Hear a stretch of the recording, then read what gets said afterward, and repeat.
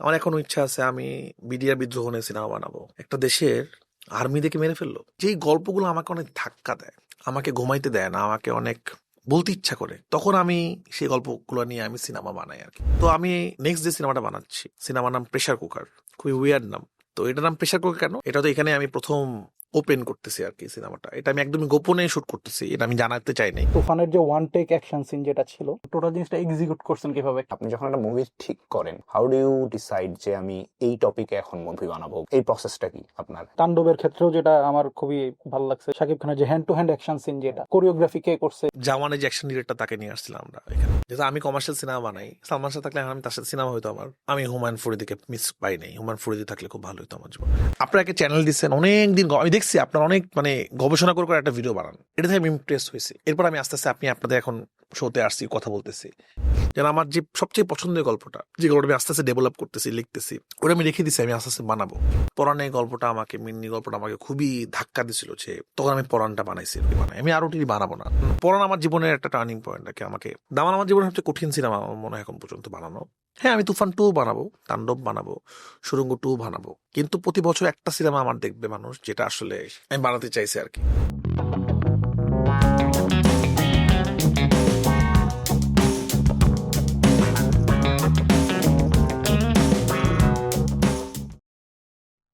তো আমি ব্যক্তিগতভাবে আমি যেই কয়েকজন মানুষ আমার ফিল্ম চিন্তাটাকে শেপ করছে, তাদের একজন হলেন তারেক মাসুদ।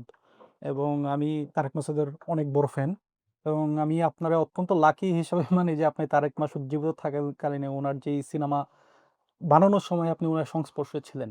তো আমি জানতে চাচ্ছি যে ওনার সাথে আপনার পরিচয়টা, ওনার সাথে আপনি কি কি অ্যাকচুয়ালি শিখছেন, ওইটা আপনার থটটাকে কিভাবে, ফিল্ম মেকিং থটটাকে বেসিক্যালি কিভাবে করছে, প্রভাবিত করছে, সেই জিনিসটা একটু জানতে, ফুল জার্নিটা একটু জানতে চাচ্ছিলাম আর কি। এটা ওর একটু পিছন থেকে বলতে হবে আমার কাছে মনে হয়, কারণ ওনার সাথে শিক্ষার অনেক রকম ব্যাপার আছে। কোনো শিক্ষা আছে খুব পাশে থেকে শেখা যায়, কোনো শিক্ষা আছে অনেক দূর থেকে শেখা যায়, কোনো শিক্ষা শুধু দেখেও শেখা যায় আর কি। তো ওনার সাথে আমার ইমোশনাল জার্নিটা অনেক দূর থেকে বলতে হবে। আমি যখন ছোটবেলায় সিনেমা বানানোর চিন্তা করলাম, সিনেমা বানাবো, এটা কিভাবে আসলো, সেখান থেকে আমি তার জার্নিটা বলতে চাই আর কি। তো কোনো একটা কারণে আমি হোস্টেলে ভর্তি হয়ে গেলাম। হোস্টেলে যাওয়ার পর আমার টেলিভিশন দেখা, সিনেমা দেখা একদম বন্ধ হয়ে গেল। আমার বাসায় টিভি ছিল না, কিছুই ছিল না। তো যখন কিছু না থাকে, তখন সেটার প্রতি আমাদের অনেক আকর্ষণ থাকে। তো আমার এখনো মনে আছে, আমি প্রথম যে সিনেমাটা দেখি ডিভিডিতে, টাইটানিক আমি দেখছিলাম। তো দেখে আমি মুগ্ধ হয়ে গেছিলাম, যে কারণে আমার কাজে রিয়েল স্টোরি ছাপ থাকে। টাইটানিকটা কিন্তু ছিল রিয়েল স্টোরিকে একটা রোমান্টিক ওয়েতে প্রেজেন্ট করছিল জেমস ক্যামেরনকে।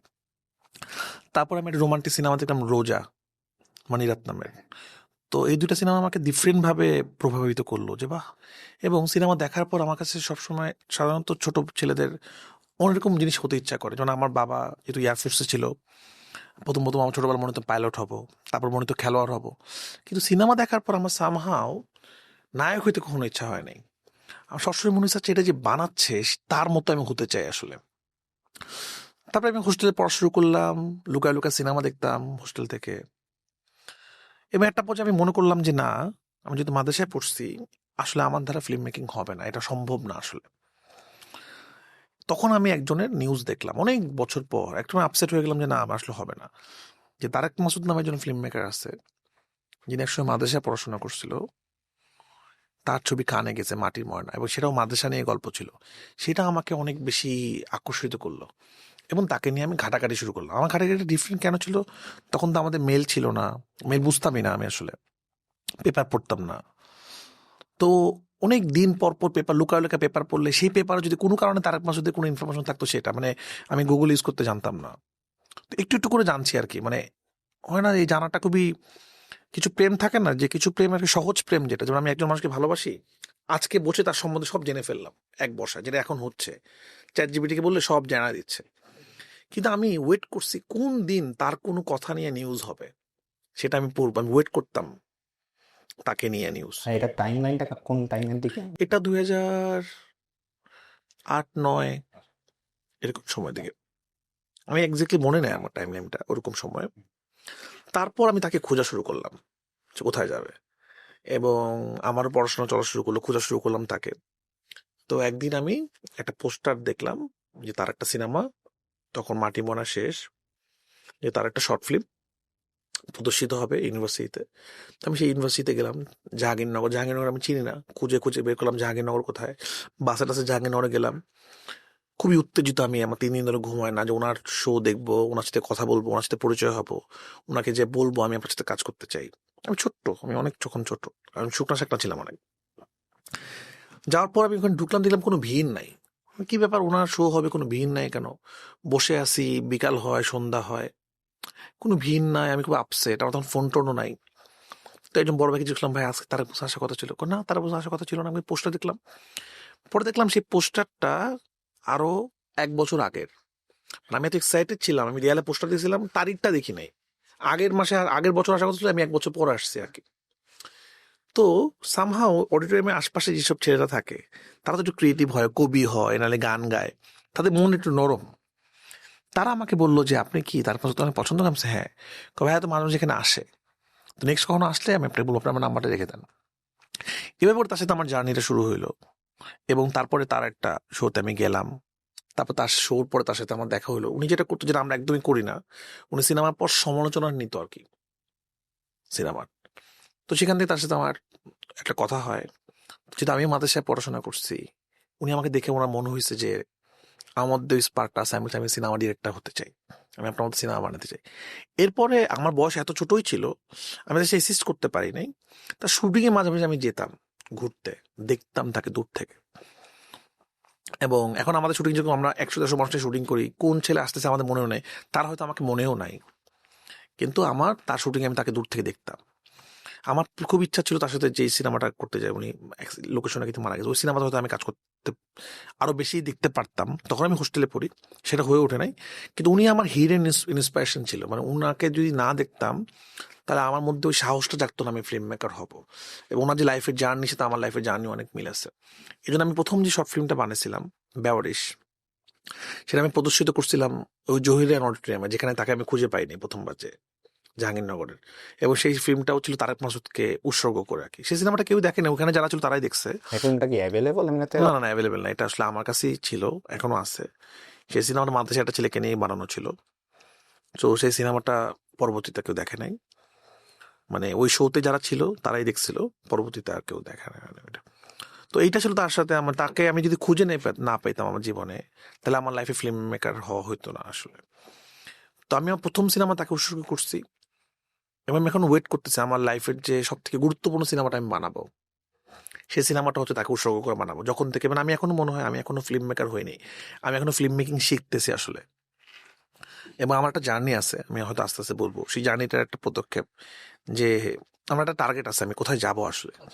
তো ওইখানে যাব হয়তো খুব তাড়াতাড়ি, হয়তো আমি আমার যে সিনেমাটা বানাইতে চাই আমি এতদিন, যেটার জন্য আমি রাস্তা ক্রিয়েট করছি এতদিন, সেই সিনেমাটার জন্য সেটা আমি তাকে উৎসর্গ করে সিনেমাটা বানাবো ইনশাল্লাহ। আমার আর একটা যেটা জানারই ছিল, যে টাইম লাইনটা যে কারণে জিজ্ঞেস করলাম, আপনি 2008-9 বা অ্যারাউন্ড দ্যাট, এক্সাক্ট টাইম না, সেই টাইমে তারেক মাসুদের সাথে দেখা করার কথা ভাবতেছেন, তাকে খুঁজতেছেন, এবং আপনার অলরেডি ইউ থট যে আমি ফিল্ম লাইনে যাব এবং ডিরেক্টর হওয়ার। এই জিনিসটা আমি যতজনই যেসব ডিরেক্টরদের দেখি, যে অনুরাগ কাশ্যপ বা তাদের, এইটা থেকে তাদের যে ফার্স্ট ফিল্মের জার্নিটার যে ডিস্টেন্স, ইটস প্রিটি লং। মানে আপনার ফার্স্ট ফিল্ম 2018-তে, সো আপনার যদি ইভেন আমরা 2008 থেকেও কাউন্ট করি, ইটস 10 ইয়ার্স। অনুরাগ কাশ্যপের আমি যতদূর জানি যে 15-16 ইয়ার্স এরকম টাইপের। এই জার্নিটা এত লং ইন জেনারেল হওয়ার কারণ কি? আর একটা প্রশ্ন হলো, এটা কি কোনোভাবে শর্ট করার, আমি যাকেই দেখি যে মানে কি করলে এটা শর্ট হইতে পারে, আপনার কাছে মনে হয় যে এই জার্নিটা? আর আমারটা লং ছিল, আমি তো তখন হোস্টেলে পড়াশোনা করতেছি, আমাকে আরো ছাড়া পেতে অনেকদিন সময় লাগছে। আর আমি একটা বিষয়, লাইফে স্ট্রাগল না থাকলে লাইফটা, আমার লাইফে যত জার্নি, যত ইমোশন, সব আমার ওই 8 বছর থেকেই শিখছে আমি। আমার কাছে আমার প্রত্যেকটা ফিল্ম ডিরেক্টরের ওই যে স্ট্রাগলিং পিরিয়ড, ওই পিরিয়ডেই তার জীবন বোধ তৈরি হয়। যেমন আমি মাঝে মাঝে চিন্তা করি আমি কেন গল্প বলতে পারি। তো ওই যে আমি সারা জীবন হোস্টেলে 4 দেয়ালের মধ্য থেকে জীবনটা দেখছি, ওইটা আমাকে অনেক বেশি ইমাজিনেশন পাওয়ার দিছে। আমার জন্য ইমাজিনেশন পাওয়ারটা অনেক বেশি আর কি আমার। তো আমি জার্নিটা গল্পটা বলবো। হ্যাঁ, শিওর। এই জার্নিটা, মানে তখন আমার খুব কষ্ট হইতো, কিন্তু এখন আমার মনে হয় জার্নিটা আমার জীবনের সব থেকে গুরুত্বপূর্ণ টাইম, এবং জার্নিটা আমার কাছে আর কি। তো এরপর তারেক মাসুদ মারা গেল, আমি তখন চিন্তা করলাম যে কি করব। তারপর আমি অনেক ডিরেক্টরের কাছে পিছু পিছু ঘোরার চেষ্টা করলাম। তখন তো ফেসবুক টেবুল অ্যাভেলেবেল ছিল না, তো বিভিন্ন সময় সিডির দোকানে নাটকের দেখতাম নাম্বার পেয়ে ডিরেক্টরের সাথে যোগাযোগ করতাম। অনেক ওই সময়কার নাটকের ডিরেক্টর অনেকের সাথে আমি যোগাযোগ করার চেষ্টা করছি যে আপনার সাথে এসিস্ট করতে চাই, কেউ আমাকে নেয় নাই। এবং অনেকজন এরকম হয়েছে, আমি সকালবেলা আসছি গাজীপুর থেকে, তার নাম্বারটা আমি একটা ডিভিডিতে পাইছিলাম নাম্বারটা, তো তাকে ফোন করছি যে ভাই আমি আপনার সাথে দেখা করতে চাই। সে বলছে ঠিক আছে নেক্সট উইকে আসেন। তো নেক্সট উইকে আসছি, ঢাকা চিনি না, তো শুনছি সে ধরেন শুটিং করতেছিল নিউ মার্কেট এরিয়াতে। নিউ মার্কেট এরিয়াতে যাইলাম, পাইলাম। তো আমি যেতে যেতে নিউ মার্কেট এরিয়া শুটিং শেষ হয়ে গেছে। তাই আবার তাকে ফোন দিলাম, ভাই আমি তো আসছি। আমি কিন্তু যে ডিরেক্টরের পিছনে ওই সময় ঘুরছি তাকে দোষ দিই না, মানে আমিও যদি এখন আমি যদি ডিরেক্টর, আমাকে যদি কেউ এখন ফোন করে আমি তো আসলে ফোন ধরতে পারবো না, কিন্তু আমি আমার ইমোশন জানি এটা বলছি। আমি কিন্তু যার কথা বলতেছি নাম যদিও বলবো না, কিন্তু তাকে আসলে তার প্রতি আমার কোনো আক্ষেপ নাই। তার জায়গায় আমি হলে এই কাজটাই করতাম, কারণ আমাদের জীবনের শুটিং অনেক ইম্পর্টেন্ট, আমরা কথা বলবো না। তো নিউ মার্কেটে গেলাম, তাকে ফোন দিলাম, সে বললাম ভাই নিউ মার্কেট নেন, আফতাবনগর চলে আসছি। আমি আবার গাড়ি নিয়ে আফতাবনগর গেলাম, আফতাবনগর তাকে পাইলাম না, তখন সে রামপুরে চলে গেছে। আবার সে রামপুরে গেলাম, রামপুরে সেখানেও তারা নাই, সে চলে গেছে আবার মোহাম্মদপুর। আমি আবার মোহাম্মদপুর গেলাম, এরকম সারাদিন তাকে আমি সার্চ খুঁজতেছিলাম, পাচ্ছিলাম না। তো একদম রাত 12টার দিকে তাকে আমি পাইছি। তাকে আমি বললাম ভাই আমি আপনার সাথে কাজ করতে চাই। সে বললো যে না আসলে আপনাকে নেওয়া যাবে না, গাজীপুর থাকেন আপনি, আপনি কি কাজ করবেন, বাদ দেন। এরকম করে রিফিউজ হয়েছে আমি দিনের পর দিন, কেউ আমাকে অ্যাসিস্ট্যান্ট হিসেবে নেয় নাই। আমি সব ফলো করতাম যে ফারুকি ভাইয়ের কোন অ্যাসিস্ট্যান্ট কি কাজ করতেছে, কে কে পরে কে, সব খোঁজ খবর রাখতাম। তারপর যেটা হলো, আমি একটা পর্যায়ে মনে করলাম আমার নিজেকে শর্ট ফিল্ম বানাইতে হবে আর কি। তো আমার মনে আছে যে এখন ক্যামেরা পাবো কোথায়, তখন তো ডিএসএলআর এত অ্যাভেলেবেল না, ডিএসএলআর আসেই নেই ওরকম ভালো মতো, শুধু ছবি তোলা যায়, মানে ভিডিও করা যায় না। তো ভিডিও করা যায় কি ক্যামেরা দিয়ে, ভিডিও করা যায় বিয়ের ডিভিডি ক্যাসেটের ক্যামেরা দিয়ে। তো আমি বিয়ের ক্যামেরা ভাড়া করলাম, ভাড়া করে আমি চিন্তা করলাম একটা শর্ট ফিল্ম বানাবো। তো আমি শর্ট ফিল্ম একটু টাকা পয়সা জোগাড় করে শর্ট ফিল্ম বানানো শুরু করলাম। এখন ক্যামেরাম্যান তো নাই, আমি নিজেই ক্যামেরাম্যান। আমার যে একটা বন্ধু ছিল তানভীর, ওকে বানালাম অ্যাসিস্ট্যান্ট ডিরেক্টর। আমার এলাকার একটা ছেলে ছিল, ওর নাম হলো তুহিন, ও হলো অ্যাক্টর। তা আমরা ওই ক্যামেরা দিয়ে কিছুই জানি না আর কি, তো ক্যামেরাতে শ্যুট করতাম। তো ওই ক্যামেরাতে শ্যুট করলে আবার ক্যাসেটটাকে আবার ইয়ে করতে হইতো আর কি, রেকর্ড করতে হইতো ক্যাসেটটা আবার। তো সারাদিন শ্যুট করতাম, পায়ের শট নেই, হাতের শট নেই। তো ওই ক্যামেরার সাথে একটা ক্যামেরা পার্সন যাইতো, যে কিনা ক্যামেরা তো কাউকে একা একা একা দিত না, একটা ক্যামেরা পার্সন যাইতো। তো যখন শ্যুট করতাম হাসতো যে আলা কি শ্যুট করে, পা শ্যুট করতেছি, হাত শ্যুট করতেছি, শ্যুট করতেছি। তো ওই ক্যামেরা ওই যে যেখানে আমি ডিভিডিটা ইয়ে করতাম সারাদিন শ্যুট করার পর, সারাদিনে মনে আছে যে 2000 টাকা ভাড়া ছিল ক্যামেরাটা। তো ওরা হাসতো যে কি শ্যুট করছে, পায়ের শট, হাতের শট, টাকা না দিলে আবার ফুটেজ দিত না। তো এরকম করে আমি অনেক বছর, প্রায় 1 বছর ধরে এটা শ্যুট করলাম, একটু একটু করে টাকা জমাই শ্যুট করি, টাকা জমাই শ্যুট করি। এবং ওরা যখন দেখলো আমার খুব আগ্রহ, ওরা আমার থেকে আস্তে আস্তে দাম বাড়ানো শুরু করলো আর কি। এরপর শুটিংটা শেষ হলো, শুটিংটা শেষ হওয়ার পর শুটিং করতে তো ছেলেটা বড় হয়ে গেছে আর কি, যে ছেলেটা শুট করতাম ছোট ছিল, বড় হয়ে গেছে। এবার একটা এডিট করবো কিভাবে, এটা আমার লাইফে একটা অনেক বড় জার্নি, এডিটটা করবো কিভাবে। তো তখনকার সময়কার যে মোটামুটি ভালো এডিটার নাটকের, আমি তাকে পাইনি, তার অ্যাসিস্ট্যান্টের সাথে আমার যোগাযোগ হইলো যে সে আমার এই শর্ট ফিল্মটা এডিট করে দেবে। এবার তার সাথে আমি যোগাযোগ করলাম, সে আমাকে বললো আপনি আসেন। মগবাজারে তার স্টুডিও ছিল, মগবাজারে আমি আমি তখন গাজীপুর থাকতাম, গাজীপুরে বাসে করে 4 ঘন্টা লাগতো আসতে। তখন এই যে ফ্লাইওভারটা বানাচ্ছে, অনেক প্রচন্ড জ্যাম ছিল আর কি। তোমার সাথে যোগাযোগ করলাম, উনি বললো যে আমি রাতে রাতে কাজ করি, রাতে আসেন। কবে আসবে আপনি, এই রবিবারের পরের রবিবার আসেন। আমি এখন ওয়েট করতেছি কবে রবিবার আসবে। তো সেই রবিবারে আমি আশায় আমি গেলাম, যাওয়ার পর বসে আছি তার প্যানেলে। গেছি ধরেন সন্ধ্যার সময়, 7টা, 8টা, 9টা, 10টা, 11টা, 12টা, 1টা, 2টা, 3টা, বিভিন্ন অ্যাসিস্ট্যান্ট ডিরেক্টররা যাচ্ছে আসতেছে, বিভিন্ন বর্তমান ফামি ভাইয়ের নাটক এখানে এডিট হইতো, রনি ভাইয়ের কাজ এখানে এডিট হইতো।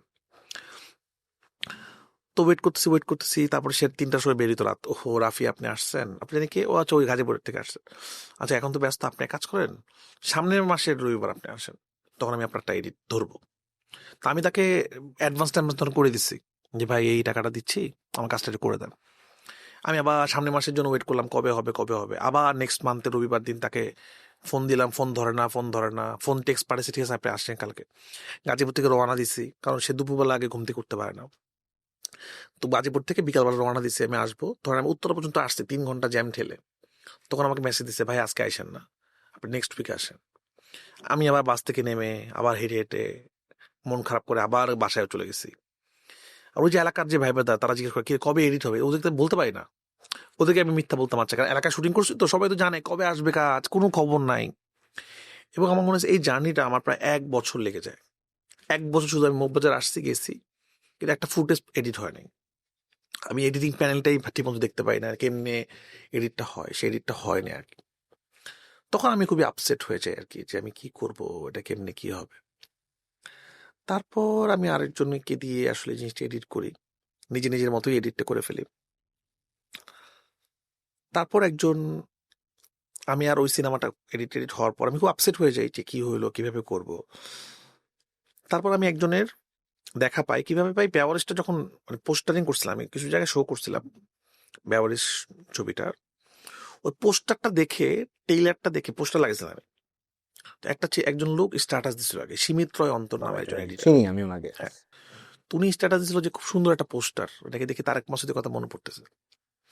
তা আমি একদিন ওনাকে নিয়ে ঘাড়াঘাড়ি শুরু করলাম, দেখলাম উনি নাটক বানায়, ওই নাটক বানাইতো এবং ও নিজের কাজ নিজে এডিট করে। তখন ওনাকে বললাম, ভাই আমি এডিটার পাই না, আমার কাজটাকে আপনি এডিট করে দিবেন একটা কাজ। তো বলে হ্যাঁ আপনি আসেন, এডিট করে দিব। তো তখন আমার মগবাজার অফিস ছিল। তারপর আমি আরেকটা শর্ট ফিল্ম বানালাম, সেটা জার্নিটা কিরকম। তো আমার টাকা নেই, ওটা আমার মায়ের ইয়ে দিয়ে কষ্টটা করার কথা ছিল। যে তো দেখবেন আমি যখন ছোট ছিলাম তখন কি করতাম, তো আমি তো লিখতে পারতাম খুব ভালো, আমার গল্প আমি লিখি। তো আমার তখন অতদিন ডিএসএলআর ক্যামেরা চলে আসছে, তো আমার ডিএসএলআর ক্যামেরা লাগবে। তো আমি উত্তরে একটা হাউস ছিল, ক্যামেরা হাউস, সেই ক্যামেরা হাউসে আমি বসে থাকতাম আর কি। বিভিন্ন ডিরেক্টরদের কাজ হইতো, দেখতাম ফুটেজ দেখতাম। তো হাউসের যে ওনার, সে ওনার সাথে আমার ভালো পরিচয় ছিল। তাকে বলতাম যে ভাই একদিনের জন্য আমি ক্যামেরাটা ভাড়া নিতে চাই, একদিনের জন্য নিতে চাই। তো ওই সময় ক্যামেরা ভাড়া কত ছিল, 12,000 না 13,000 টাকা ছিল। ওই টাকাটা আমার নাই আসলে। আমি আরেকটা শর্ট ফিল্ম বানাবো, বেওয়ারিশ আমার মনে হচ্ছে যে না আমি অন্য কিছু বানাতে, ছোট কিছু বানাবো আর কি, যেটা খুব সহজে মানুষকে দেখাতে পারে। ওটার নাম ছিল আজব বাক্স। কি হলো, এখন উনি আমাকে বললো যে একটা কাজ করো, আমি একটা শর্ট ফিল্ম বানাবো, তুমি এটা লিখে দাও, এটার টাকা দিয়ে তুমি ক্যামেরা ফ্রি পাবা। তা আমি তাকে একটা গল্প লিখে দিলাম, সে নিজে ডিরেক্টর হতে চাইছে, লিখে দিলাম তাকে। তারপর সে শুট করবে, সে শুটের আগে বললো যে আমি এটা তুমি অ্যাসিস্ট করো আমাকে, যে আমি হেল্প করি আর কি। তাকে আমি হেল্প করলাম এবং তার শুটিংটা শেষ হলো। তারপর যখন আমি এবার বললাম ভাই আমার ক্যামেরাটা একদিনের জন্য আমাকে দেওয়ার কথা ছিল, দিবেন। তো যে ক্যামেরাটা আমি ভাড়া নিতে গেলাম, একদিনের জন্য ক্যামেরাটা দিবে, ওই ক্যামেরাটা দিয়ে তখন অনেক ভালো কাজটা হতো। ওই হাউসটা প্রথম মনে মার্ক 3 ক্যামেরা আনছে আর কি, তো ওইটা দিয়ে তখন নাটক টাটক অনেক ভালো ভালো কাজ হইতো আর কি। তো শুটিং এর আগের দিন উনি আমাকে বলে যে, আমাকে বলে টাকা দেওয়া লাগবে না, কিন্তু ওনার যে হাউসের যে ছেলে তাকেই বলে যে টাকা রেখো। টাকা রাখো। মানে একটা ওই যে ব্যাড কপ গুড কপ খেলা শুরু হলো আমার জন্য, এরকম করে উনি। আমি ওনাকে ফোন দিই, হ্যাঁ আমি বলে দিচ্ছি তো। তো আমি ওনার ক্যামেরা চিফকে ফোন দিই, আপনি কালকে কয় আমাকে তো বস কিছু বলে নাই, আর অ্যাডভান্স করলে বুক হবে না, বুক হবে না। এখন আমার 2 দিন পর শুটিং, আমি কি করব। তো আমি আমার আম্মাকে বললাম, আমার আম্মু আমি তোরা শুট করবো, আমার টাকা লাগবে, 20,000 টাকা লাগবে। তো আমার আব্বু টাকা দিত না, কারণ আমার আম্মু টাকা আমাকে দিয়ে দিত। তখন আমার আম্মু গলার চেন, এই গল্পটা আমি অনেক বলছি, এই জন্য গল্পটা বিস্তারিত বলতে চাই না, এই গল্পটা অনেক জায়গায় বলছি। তো ওই জন্য এইখানে গেলাম না, যে গল্পগুলো বলি নাই সেই গল্পগুলোই বলতে চাই। তারপর আমি সেই শর্ট ফিল্মটা, টাকাটা দিয়েই শর্ট ফিল্মটা করলাম। ধোকা খাইলাম, আমি আমাকে ধোকা দিচ্ছে, কষ্ট পাইছে আমি অনেক। তারপর আমার বাসার মধ্যে শুট করলাম আজব বাক্স শর্ট ফিল্মটা, যেটা হিন্দি সিরিয়াল নিয়ে শর্ট ফিল্ম ছিল, হ্যাঁ, আপনি এটা দেখছি দেখছেন। দেখছি। ওটা আমার বাসা, গাজীপুরে বাসার মধ্যে শুট করা ছিল। এলাকাটা বুড়া ছিল, পাগল, সেই পাগল বেটাকে ধরে নিয়ে আসছি। ও বাসা ওই লোকের কোনো ঠিকানা ছিল না, ওই লোকটা আমি একদিন দেখছিলাম, তো ওটা ধরে নিয়ে আসা শুট করছি আর কি। উনি ছিল পাগল, আমার একটা বান্ধবী ছিল সায়মা, ও বেওয়ারিশে ছিল, ও ছিল, আর একটা মমিন নামে একটা ভাইয়া ছিল, সে নায়ক। এরকম করে আমি শুট করলাম আমার বাসার মধ্যে, আমার বাসার ড্রয়িং রুম, আমার বোনের রুম, আমার রুম মিলে শুট করলাম। এবং কি শুট হলাম, আমার আব্বা তো পছন্দ করতো না এগুলা। তো আমার শুটিং টাইমটা ছিল আমার আব্বা নামাজে গেলে ওই সময় শুটিং করবো। তা আমরা এসে ঘুরি ফিরি বসে থাকি। আমার আব্বা নামাজে গেছে, তাড়াহুড়া করে লাইটিং টাইটিং করে শুটিং, এর মধ্যে আবার আমার নামাজ থেকে আমার আব্বা চলে আসছে, শুটিং আমার বন্ধ। তো এই গ্যাপে আমরা পুরো সিনেমা শ্যুটটা করছি, শর্ট ফিল্মটা। এবার শর্ট ফিল্মটা শ্যুট করার পর এটা এডিট করবো, তখন আমি সীমিত অন্তরয়ের সাথে যোগাযোগ করলাম।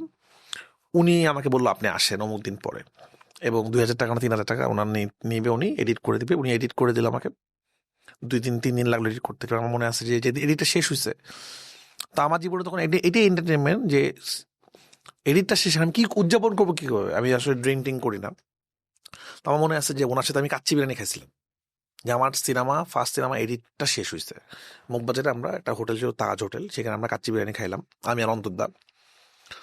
তারপর আমরা খেয়ে আবার প্যানেলে গেলাম, তখন রাত 1টা 2টা বাজে। তো ওনার অফিসের যে চাটা দিত তাকে প্রথম শর্ট ফিল্মটা দেখাইলো, তো দেখেন তো এটা কেমন লাগে। দেখার পর বললো কিছু বুঝি নাই। তা আমরা দুজনেই আপসেট হয়ে গেলাম যে তাহলে এটা তো কেউ বুঝবেই না আসলে। তা আমি যেটা করছিলাম, এই শর্ট ফিল্মটা এডিট করার পর এটা সাউন্ড করছিলাম প্রপারলি বিজিএম করছিলাম। আমাদের এলাকার একটা মিউজিশিয়ানকে বের করছিলাম, সে বিজিএম করে দিচ্ছিল। সাউন্ড ডিজাইনারকে দিয়ে সাউন্ড করছিলাম ছোটখাটো এলাকার মধ্যেই আর কি, মানে প্রপার ভাবে করার চেষ্টা করছিলাম যে প্রপার সাউন্ড প্রপার। এবং ওই সিনেমাতে আপনি খেয়াল করে দেখবেন তারেক মাসুদ, ইফতিখার রহমান ফাহিম, যাদেরকে আমি পছন্দ করতাম, ওই শর্ট ফিল্মটা এখনো ইউটিউবে ফেসবুকে আছে। ওইখানে কৃতজ্ঞতা সবার নাম দেওয়া আছে যাদেরকে আমি পছন্দ ওই করি। শর্ট ফিল্মগুলো আমি রিয়েল টাইমে দেখছি। এইবার যেটা হইলো, সীমিত অন্তর রায় এই শর্ট ফিল্মটা তার আইডি থেকে পোস্ট করলো ফেসবুকে, এবং ওটা রাতারাতি ভাইরাল হয়ে গেল যে 1 মিনিটের কাজ কিন্তু মেসেজটা খুবই মারাত্মক, এবং প্রচুর ফিল্ম মেকাররা এটা নিয়ে আলোচনা করলো, এবং আমার একটা ছোট্টখাটো ফ্যান ফলোয়ার তৈরি হয়ে গেল। ওটা বের হওয়ার সাথে সাথে ওটা একটা লেভেলের, ওটা মানে প্রথম 10 মিলিয়ন ভিউ ছিল, এখনো অন্তর্ধার আইডিতে এটা আছে আর কি। রাতারাতি ভাইরাল, শেয়ার, সবাই শেয়ার দিয়েছে, ছোট তো অবশ্যই পরিমাণ দেখতেছে। মানে সব ফিল্ম মেকাররা যারা কিনা এখনো ফিল্ম মেকিং পছন্দ করে তারা সবাই এটা দেখছে কোনো না কোনো ভাবে, হয়তো জানতো না, আমাকে চিনতো না, কিন্তু দেখছে এই ক্লিপটা। এইটা ভাইরাল হয়ে গেল, এটা আমাকে একটা সাহস দিল যে আমার কাজ মানুষ পছন্দ করে। এবং আমি হুক, ওটাও কিন্তু একটা লাস্টে টুইস্ট ছিল আর কি। পুরো সিনেমাটা দেখে মনে হচ্ছিল যে একটা লোক মারা যাচ্ছে, একটা মেয়ে কাঁদতেছে, মনে টিভিতে দেখতেছে, লাস্টে দেখা গেল না এটা শ্বশুর, সে তার বউ দেখতেছে। খুবই কমার্শিয়াল অ্যাঙ্গেল, বাট একটা মেসেজ ছিল যেটা আমাদের সোসাইটিতে বিলং করে। তখন হিন্দি সিরিয়াল পাখি সিরিয়ালে খুবই জনপ্রিয়তা, যেটা কিনা প্রতিটা ঘরে ঘরে পাখি সিরিয়াল আর কি, ওটা প্রতিবাদ স্বরূপ আমি এটা বানাই। ওইটা হিট হওয়াটা আমার কাছে, মানে ওইটা একদম জনপ্রিয়তা আমার কাছে একটা বড়, আমার একটা ইন্সপিরেশন কাজ করেছে। না, এবার আমি 1 বছর পর আমি আরেকটা শর্ট ফিল্ম বানালাম, দ্য স্টোরি অফ রতন। ওইটা একটা এক্স ক্যাডেটদের একটা কাজ ছিল। আমাদের প্ল্যান ছিল যে একটা শর্ট ফিল্ম বানাবো, 20,000 টাকার কাজ। সেটা উদ্দেশ্য ছিল যে আমরা এটা বানানোর পর এখানে কি উদ্দেশ্য, এটা খেলনা চা হবে, পুরনো খেলনা চাবো। এটা এত হিট হইলো, এত জনপ্রিয়তা পাইলো এটাতে, আমাদের খেলনা রাখার জন্য একটা ফ্ল্যাট ভাড়া নিতে হয়েছে, এত খেলনা পাইছে, পুরনো খেলনা নতুন খেলনা। এই 2টা কাজ আসলে, 2-3টা কাজ আমাকে আসলে একটা ফ্যান ফলোয়ার তৈরি করে দিল, অনেক বেশি না। যারা আমার শর্ট ফিল্মের জন্য ওয়েট করতো যে রাফি ভাইয়ের কবে নেক্সট শর্ট ফিল্ম আসবে, রায়ান রাফি শর্ট ফিল্ম, যে কাজটা ওই সময়কার ফিল্ম মেকাররা দেখতো, যেমন আমি এখন অমিতাভ ভাইদের সাথে ফারুকি ভাইয়ের সাথে কথা বলে বললো ওইগুলো দেখছে আর কি, সবাই শেয়ার দিত। মানে আমার যেদিন শর্ট ফিল্ম মুক্তি পাইতো, ঠিক সেম ফিলিং এখন আমার টেইলার যখন মুক্তি পায়, একটা দেশে একটা গরম হয় আমার সিনেমার টেইলার, সেটা তুফান হোক, তাণ্ডব হোক, একটা লেভেলের নতুন কিছু যাওয়ার চেষ্টা করি, ওইটা আমার শর্ট ফিল্ম থেকেই ছিল। ওইটা হওয়া শুরু হলো, এবং আমি বিভিন্ন শর্ট ফিল্ম ফেস্টিভ্যালগুলোতে পাঠানো শুরু করলাম, আমার বন্ধু বান্ধব থাকা শুরু হলো। এবং আমি যেটা বলছিলাম, আমি প্রচুর অবজার্ভ করতাম যে এখন কে কি করতেছে, কিভাবে গেলে আমি সিনেমা বানাতে পারবো। এই যে এখন যে তাওকির যে শাটিকাপ বানাইছে দিলুপি, আমি আর ও একসাথে আজব বাক্স নিয়ে কম্পিটিশন করছিলাম চিলড্রেন ফিল্ম ফেস্টিভ্যালে। তখন আমরা দুজন গল্প করতাম যে তুমি কি হবা, আমি বলতাম আমি সিনেমা বানাবো, আমার সিনেমা হলে একদিন চলবে। ও বলতো কি, হ্যাঁ আমিও সিনেমা বানাতে চাই। তা আমরা তখন ওই দিন আমাদের কথা হচ্ছিল, ওর সিনেমার প্রিমিয়ারের জন্য আমাকে দাওয়াত দিচ্ছিল, তখন বলছিলাম যে তোমাকে মনে আছে যে আমরা একসাথে দুজন স্বপ্ন দেখছিলাম আর কি। তো এখন আমরা দুজনই ডিরেক্টর, আমি হয়তো একটু হয়ে গেছি, আমি সিনেমা কমার্শিয়ালি বানাচ্ছি। তারপরে আমি তো এটা ছিল জার্নি আর কি, লম্বা জার্নি। এবার যদি বলি ওই জার্নি থেকে ফিল্ম মেকার হওয়ার জার্নিতে যদি বলি, ওইটা চলতেছে, ওইটা চলাচ্ছে। আমার তানজিব স্যারের সাথে পরিচয় হলো, আমি একটা মিউজিক ভিডিও বানাছিলাম, মিথ্যা শিখালি।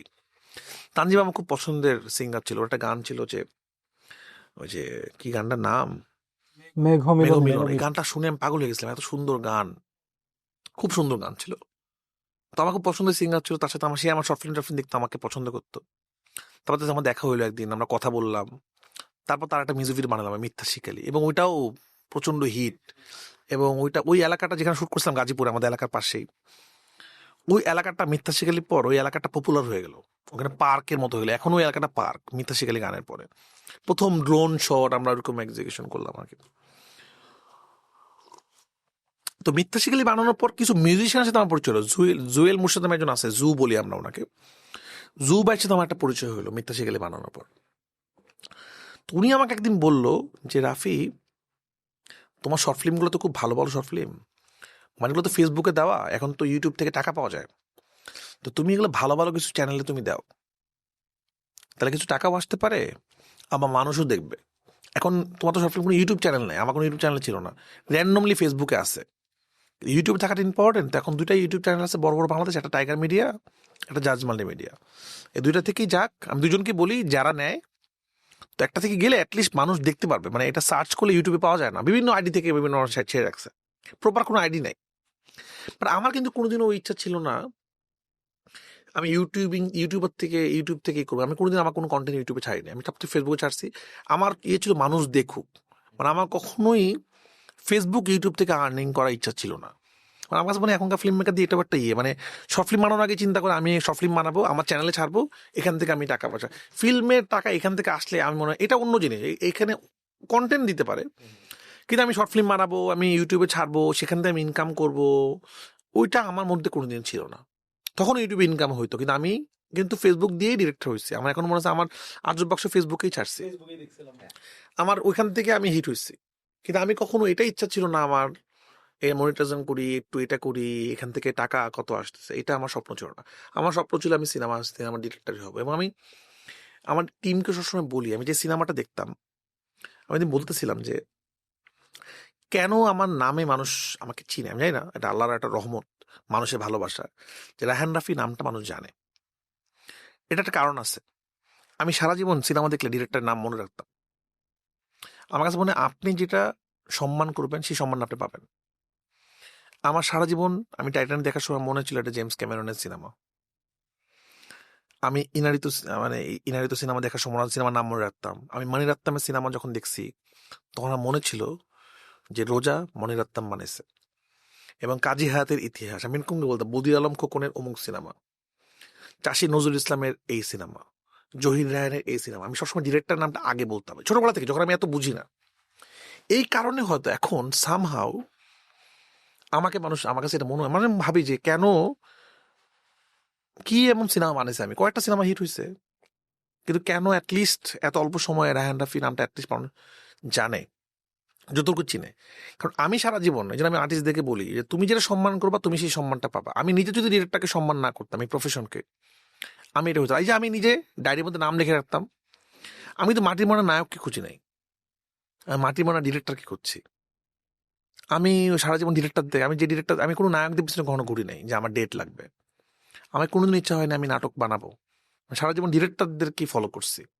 এবং আপনার যেটা হচ্ছে ভাই, এই জিনিসটা খুব রেয়ার কিন্তু বাংলাদেশে, যে ধরেন এখন সবসময় কি ছিল যে নিশোর একটা মুভি আসতেছে, শাকিব খানের একটা মুভি আসতেছে, সিয়ামের একটা মুভি, আপনার ক্ষেত্রে যেটা যে অনেক সময় ফার্স্টে রায়হান রাফির মুভি আসতেছে, যেটা বাইরে অনেক হয় যে নোলানের মুভি আসতেছে, টারান্টিনোর মুভি আসতেছে, এইটা বাংলাদেশে যে আপনি করতে পারছেন এটা খুবই রেয়ার। এটা কিন্তু প্ল্যান করে করি, এটা হয়ে গেছে। যেমন এটা আমার স্বপ্ন ছিল না, বিশাল আমার অনেক সাহস ছিল, ওই জায়গায় আমি আসতেছি, সিনেমা গল্পতে আমি আসতেছি ওই জায়গাটাতেই। তারপর যেটা হইলো, জু ভাই বললো শর্ট ফিল্মগুলো আমি কয়েকটা জায়গায় দিই, তাহলে দেখবেন। তো উনি তখন জ্যাজ মাল্টিমিডিয়া এবং টাইগার মিডিয়ার ইউটিউব চ্যানেলটা দেখতো। তো উনি প্রথমে জ্যাজ মাল্টিমিডিয়ার সাথে মিটিং ছিল, জ্যাজ মাল্টিমিডিয়াকে আজিজ ভাইকে বললো। তখন জ্যাজ মাল্টিমিডিয়া গরম, কারণ হচ্ছে তখন শিকারি বের হয়েছে, খুব হিট শিকারি, সামনে সিনেমা প্ল্যান চলতেছে। তো উনি আজিজ ভাইকে বলবো ভাই একটা শর্ট ফিল্ম আছে, একটা ছেলে খুব ভালো মানে দেখবেন নাকি, একটু আপনি দেখলে আপনার পছন্দ হলে আপনার চ্যানেলে এটা আপলোড করবো। উনি বললাম শর্ট ফিল্ম দেখে কি করবো, দেখান দরকার নেই। তাহলে দেখেন না ভাই, 2 মিনিট লাগবে, একটু দেখেন। তো উনি খুব বিরক্ত হয়ে, আমি তখন ছিলাম না, আমি জুয়েল ভাই মুখ থেকে শুনছি। তো উনি শর্ট ফিল্মটা দেখলো, উনি স্টোরি অফ রতনটা দেখলো, 4 মিনিট ছিল ওটার লেন্থ। 4 মিনিট উনি ইমোশনাল হয়ে বলল কি এই ছেলে তো 4 মিনিট আমাকে কাদায় দিচ্ছে, ওকে ডাকো তো, ওকে দিয়ে আমি সিনেমা বানাবো। এবার জুয়েল ভাই আমাকে একদিন নিয়ে ওনার সাথে পরিচয় করে দিল, খুব ব্যস্ত মানুষ, ওনার সাথে 5 মিনিট। উনি বললো তুমি কি করতে চাও, আমি সিনেমা বানাতে চাই। বলছে তোমার কাছে গল্প আছে, আমি বলছি নাই, বাট গল্প রেডি করে ফেলবো। তুমি নাটক বানাইছো, আমি বলছি, জি না আমি কিছু বানাই না, শুধু শর্ট ফিল্ম বানাইছি, আমার স্বপ্ন কি সিনেমা বানানো। বলছে ঠিক আছে তুমি গল্প নিয়ে এসো। এখন আমি আর গল্প নিয়ে যাই না ওনার কাছে, আমার মনে থাকে না, মানে আমি ওনারও মনে থাকে না, আর আমি ভাবতেছি কি বানাবো। উনি অনেকদিন ওনার পরে ইউটিউবের চ্যানেলে আমার শর্ট ফিল্ম উনি ছেড়ে দেয়, রিলিজ করে দেয়। তো মাঝে মাঝে ওনাকে আড্ডা দিতে হয়তো কেউ যখন জিজ্ঞেস করে যে আপনার চ্যানেলে একটা শর্ট ফিল্ম দেখলাম খুব ভালো, এটা কে বানাইছে, কো রাফি। আচ্ছা রাফিকে একটা ফোন দিই, রাফি কই তুমি, ভাই আমি তো চিটাঙে, তোমার না গল্প দেওয়ার কথা, কবে দিবা তুমি, ভাই আমি বানাচ্ছি, রেডি করতেছি। তুমি আমি আব্দুল আজিজ, আমি কাউকে বললে পরের দিন গল্প নিয়ে আসে, তুমি এখন গল্প দিচ্ছ না। আমি ভাবতেছি আমি কি বানাবো। তখন মূলত আমি চিন্তা করতে থাকলাম, আমি 1 বছর চিন্তা করছি আমি আসলে কি বানাইতে চাই। কারণ আমি তো আসলে সারা জীবন চাইছি যে ডিফারেন্ট টাইপের সিনেমা বানাতে। আমার আজব বাক্সর মধ্যে কোনো গান ছিল না, আমার স্টোরির রতনে কোনো গান ছিল না, এবং আমি যেসব মুভি দেখছি এসব গান টান ছিল না। বাট আমি সব তখন ফলো করার চেষ্টা করছি যে এরকম ডিরেক্টর একটা সিনেমা বানাইছে, এরপরে আর সিনেমা বানায় নাই। আমার কিন্তু সব সিনেমা আমি হলে গিয়ে দেখছি। আমার এখন সবচেয়ে প্রাউড ফিল হয় যে আমার এখন মনে হচ্ছে জাগো, আয়নাবাজি, চোরাবালি, মনপুরা, মনের মাঝে তুমি। মনের মাঝে তুমি তখন সিনেপ্লেক্স হয় নাই। তারপরে আমার বন্ধু রাশেদ, সব আমি সিনেপ্লেক্সে এসে দেখছি। তো একটা সিনেপ্লেক্স ছিল, আমি হোস্টেল থেকে পালায় এসে সিনেমা হলে সিনেমা দেখতাম। এবং আমার মনে আছে যে আমি ওই টাকাটা নিয়ে আসতাম যে টাকাতে সিনেমা দেখা যাবে। তো সিনেমা দেখতে তো ক্ষুধা লাগতো। তো সিনেমা বিরতির সময় আমি বের হয়ে যেতাম। তো বসুন্ধরার নিচে একটা কিছু দোকান ছিল যেখানে বার্গার টার্গার পাওয়া যেত।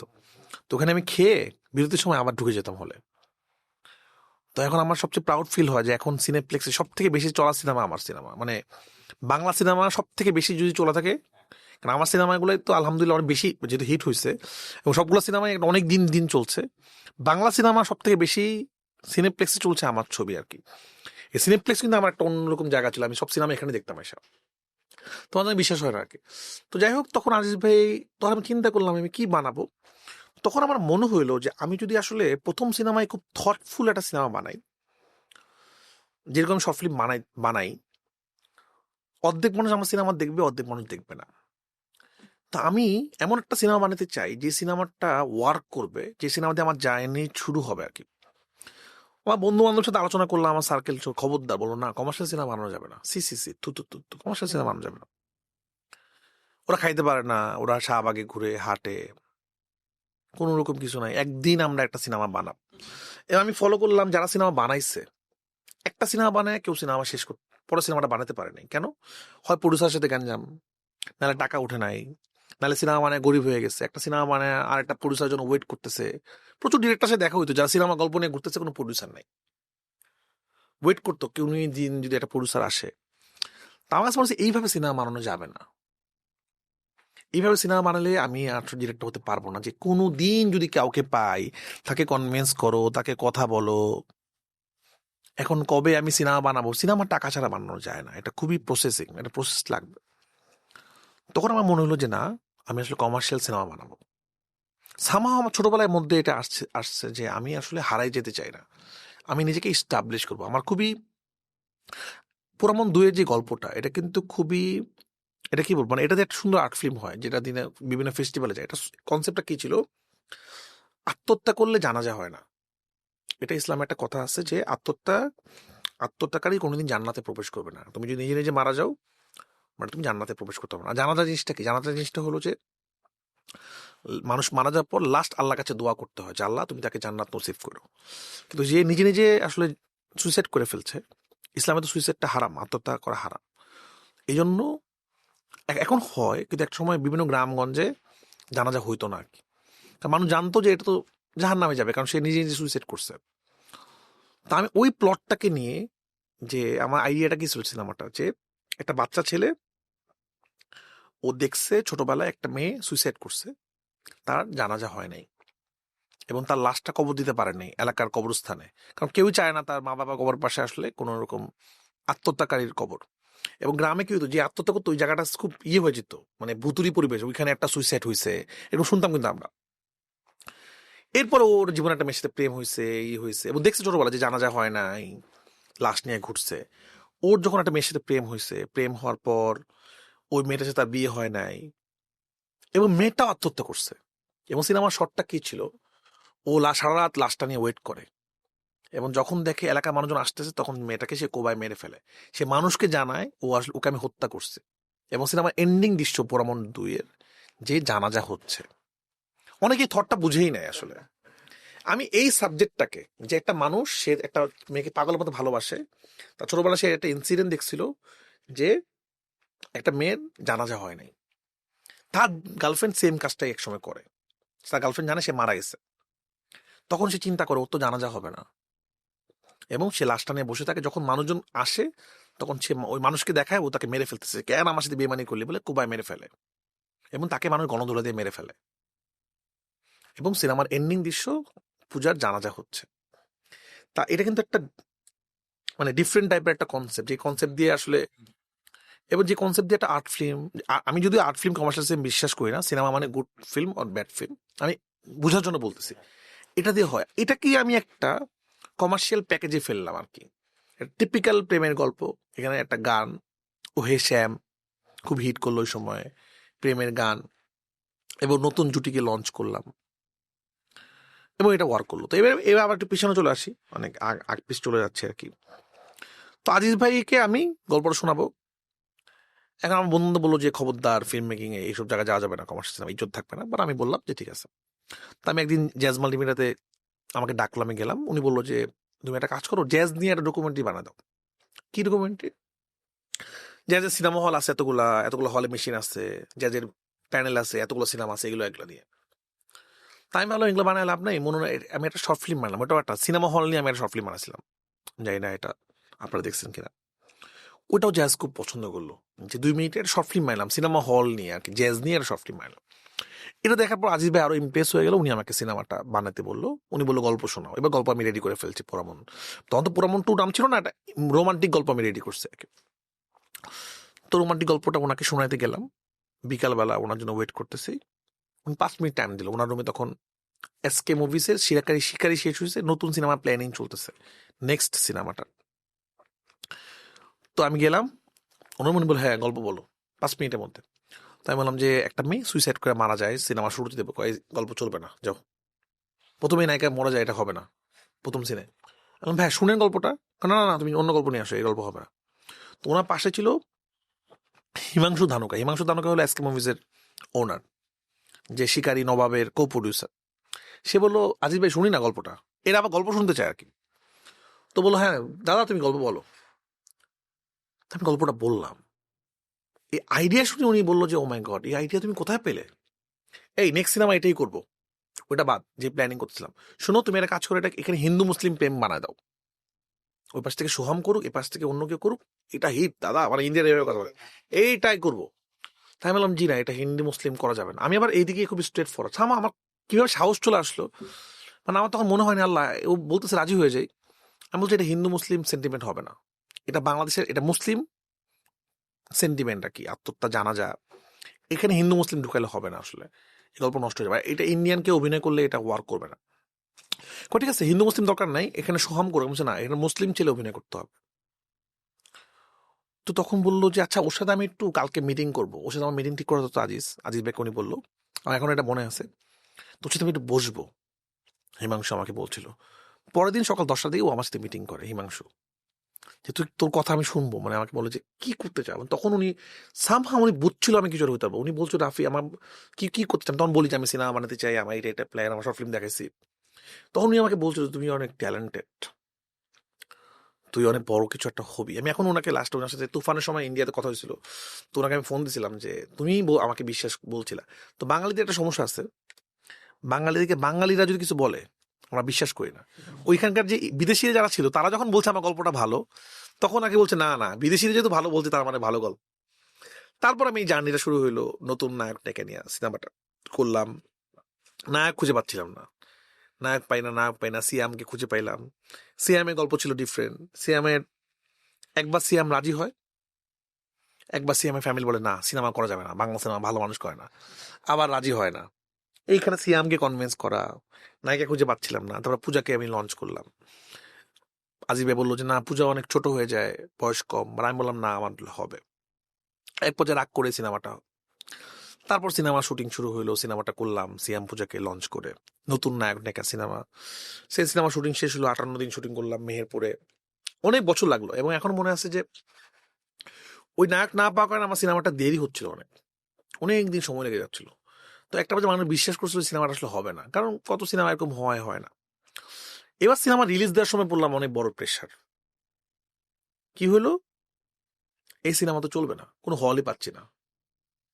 তো আমার এখনো মনে আছে যে আমি ঈদের আগের দিন কিছু তো একটা কিনতে হবে, তো আমি একটা পেমেন্ট নিতে গেলাম অ্যাকাউন্টে, যার অ্যাকাউন্টের কাছে পেমেন্ট নিতে গেলাম যে আমাকে কিছু টাকা পয়সা দেন, কালকে 2 দিন পর ঈদ, কিছু একটা পাঞ্জাবি টাঞ্জাবি কিনে হলে যেতে হবে। তো আমি সামনে বসে আছি, উনি এখানে বসে আছে, 2টা চেয়ার, এই চেয়ার আমি, এই চেয়ারটা ফাঁকা। তখন জ্যাজের অন্য অন্য সিনেমাও আছে জ্যাজের কাছে, জ্যাজ তো ডিস্ট্রিবিউটিং করে। সাকিব খানের 3টা সিনেমা ছিল ওই বছর। সিনেমা ছিল সুপার হিরো, তারপরে ঢাকাইয়া, পোলা, নোয়াখালী, মাই, এরকম 3টা সিনেমা ছিল। আর একটা পাঙ্কু জামাই, 3টা সিনেমা রিলিজ হচ্ছিল। সাকিব খানের 3টা সিনেমা আর আমাদের একটা সিনেমা, পোড়াবন্ধুই। তো আমি এখানে বসে আছি, আমি বললাম যে ভাই আমাকে একটু টাকা দিলে ভালো হইতো, তো ঈদে শপিং টপিং করতাম। তো বলছে টাকা নেবেন, সিনেমা যে বানাচ্ছেন সিনেমা তো কেউ নিচ্ছেই না। বলছে কেন নিবে না ভাই, এটা ভালো ছবি। কেন নিবে না, ওয়েট করেন। একটা হল মালিককে ডাকে, দায় হলে কি পোড়ামন্টু নিবেন, না না না সাকিব খানের সিনেমাটা দেন। ভাই আপনি কম টাকা দিয়েন, 20,000 টাকা দিয়ে নেন। না ঠিক আছে আপনাকে 20,000 টাকা দিব, তখন দেন। না নিব না। এরকম একটা হল মালিক আসে, আমি পাশে বসা, সবাই বলে যে না এ নিব না। কে নায়ক নায়িকা চিনি না, সিয়াম, পূজা, একটা সিনেমার স্টার নাই। একটা যদি মিশা সদস্য থাকতো, একটা সিনেমা আর্টিস্ট থাকতো, বাপ্পারাজ ছিল শুধু, কেউই নিল না সিনেমাটা। কেউ মানে কেউ না। এবার একটা ডিরেক্টর, আমি প্রথম সিনেমা বানাইছি, এবং তখন আমাকে ম্যানেজারটা বললো যে ওই নাম সবুজ ছিল, বললো আপনি সিনেমাটা কেন বানাইছেন ভাই, এই 2.5 কোটি টাকা খরচ করে সিনেমাটা বানাইছেন, তো 1 টাকা উঠবে না। শুশু এই বসের মাথাটা নষ্ট হয়েছে, পাগলামিটা করছে, এই সিনেমা চলবে না। তা আমার খুবই ডিপ্রেশনে চলে গেলাম যে কি বলতেছে, এবং কোনো হলই সিনেমা নেই। আপনি সিনেমা, আপনার হলেই আপনার সিনেমা নিচ্ছেন, আপনি কি সিনেমা। তারপর শুধু সিনেপ্লেক্সে মুক্তি পেল সিনেমাটা, এবং জ্যাজের নিজস্ব কিছু হল আছে, সেই হলে 20টা হলে মুক্তি পাইল। এবং ঈদের পরে যেটা হইলো, ঠিক 1 সপ্তাহ পরে ঘটনাটা ঘুরে গেল, সব হলে পোড়ামন্টু আস্তে আস্তে করে পোড়ামন্টু 1 নম্বর সিনেমা হয়ে গেল ঈদের।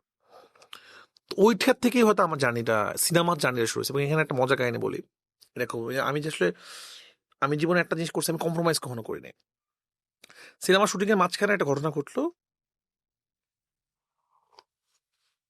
আমাদের সিনেমা শেষে তো আমাদের নায়কটাকে মারা যায়। তো আজিজ ভাইকে কেউ একজন বুঝাইছে যে নায়কটাকে মারা গেলে সিনেমা চলবে না, এবং আরেকটা জিনিস হলো যে লাস্টে প্রতিশোধ লাগবে। মানে নায়ক কোন নায়ক এখানে মারা যায়, প্রতিশোধ নিতে পারে না, লাস্টে নায়ককে ভাই যে সবাইকে মেরে ফেলতে হবে। ভিলেনরা বেঁচে গেছে সিনেমা, কারণ ভিলেনরা তো মরে নাই সিনেমাতে। আর আমার সিনেমা ভিলেন তো আসলে কোনো ভিলেন ছিল না, সিনেমার ভিলেন ছিল সমাজ, কুসংস্কার। ওনাকে বুঝতে পারি না। তো উনি সিনেমা শুটিং এর মাঝখানে বললো কি, শুনো সিনেমা লাস্ট দৃশ্য হবে বাপ্পারাজ সবাইকে কোবায় মেরে ফেলবে, ওই যে পূজার বাবাকে, পূজার ভাইকে 2টা কোপ দিবে, এখানে শেষ। আমি বললাম না এটা তো হবে না। উনি বললো না এটা হতেই হবে। আমি নতুন ডিরেক্টর, উনি আমাকে লঞ্চ করছে, উনি প্ল্যানিংও করছিল যে শুটিং করবে। আমি তো আর শুটিংটা করি নাই, আমি করি না মানে করিই নাই। এবং উনি আমার এখন মনে রাজীব আমাকে বলছিল যে দেখো তোমার সিনেমাটা এই কারণে চলবে না, তুমি আমার কথা শোনো নাই, তুমি এন্ডিং চেঞ্জ করো, নাহলে তোমার সিনেমা চলবে না। আমি সেই এন্ডিংই থাকবে, সিনেমা চলবে ভাই, বিশ্বাস করেন। তোমাকে আমি এখনো বলি যে ভাই আমি কিন্তু আমার চ্যালেঞ্জ রাখছি। এবার পোড়ামন্টু ওয়ার্ক করার পর আসলে তখন ওইটাই আমার প্রথম সিনেমা। ওই সময় একটা ডিরেক্টর নতুন নায়কটা কেনা সিনেমা হিট করা। আপনারা যে খেয়াল করবেন বাংলাদেশ যেসব সিনেমা ওয়ার্ক করছে সবগুলোতেই একটা ম্যাজিক্যাল পার্সন ছিল, সেটা হোক চঞ্চল চৌধুরী, ওনার কোনো সিনেমা কিন্তু ফ্লপ করে নাই। মনপুরা, আয়নাবাজি, দেবী, হাওয়া, দেখেন আপনি খেয়াল করে দেখেন ওনার যত সিনেমা, এবং এখন পর্যন্ত উৎসব পর্যন্ত যদি আপনি আসেন, চঞ্চল চৌধুরীর কোনো সিনেমা কিন্তু ফ্লপ করে নাই। জয়া আহসানের একটা ব্যাপার ছিল সময়। আমার সবচেয়ে বড় প্রাউড ফিল কি, আমার প্রথম সিনেমাতে আমি চঞ্চল চৌধুরীকে পাই নাই।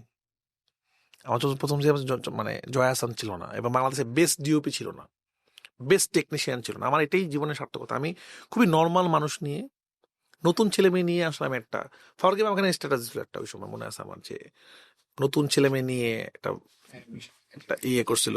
তো এই যে সাহসটা আমার কি ছিল, যে সবাই কিন্তু প্রথম সিনেমাতে রিস্ক নেয়নি। আপনি খেয়াল করে দেখেন সবাই কিন্তু একটা সেফ সাইড খেলছে। সবাই প্রথম সিনেমা, যত বড় বড় ডিরেক্টর, আমি এটা সেফ খেলতেই পারে, সমস্যা নেই, এটা তো আসলে গল্প যাকে নির্মাণ করে। আমি আমার লাইফে অনেক পরে গিয়ে চঞ্চল চৌধুরীর মতো ম্যাজিক্যাল আর্টিস্ট পাইছি, তুফানে গিয়ে পাইছি, আমি অনেক পরে সাকিব খান পাইছি। তো আমি কিন্তু প্রথম মানে ওই সময়কার রিনাউন্ড কোনো নায়ককে নিয়ে কাজটা করিনি। এবং প্রথম সিনেমাতে সিয়াম পূজা হিট, এবং 3জনই নতুন, সিয়াম পূজা, রাফি, এবং তখনই আলোচনা। এবং আমার এখন মনে আছে হাউসফুল তখন থেকেই হলে হলে সিনেমা হলে একটা রেশ হয়ে গেছিল। আরেকটা যেটা মেইন জানার ছিল যে আপনার মুভিগুলোতে যেরকম বেশ রিয়েল লাইফ এলিমেন্টস আপনি ইউজ করেন, যেটা খুবই দুর্দান্তভাবে ইউজ করেন।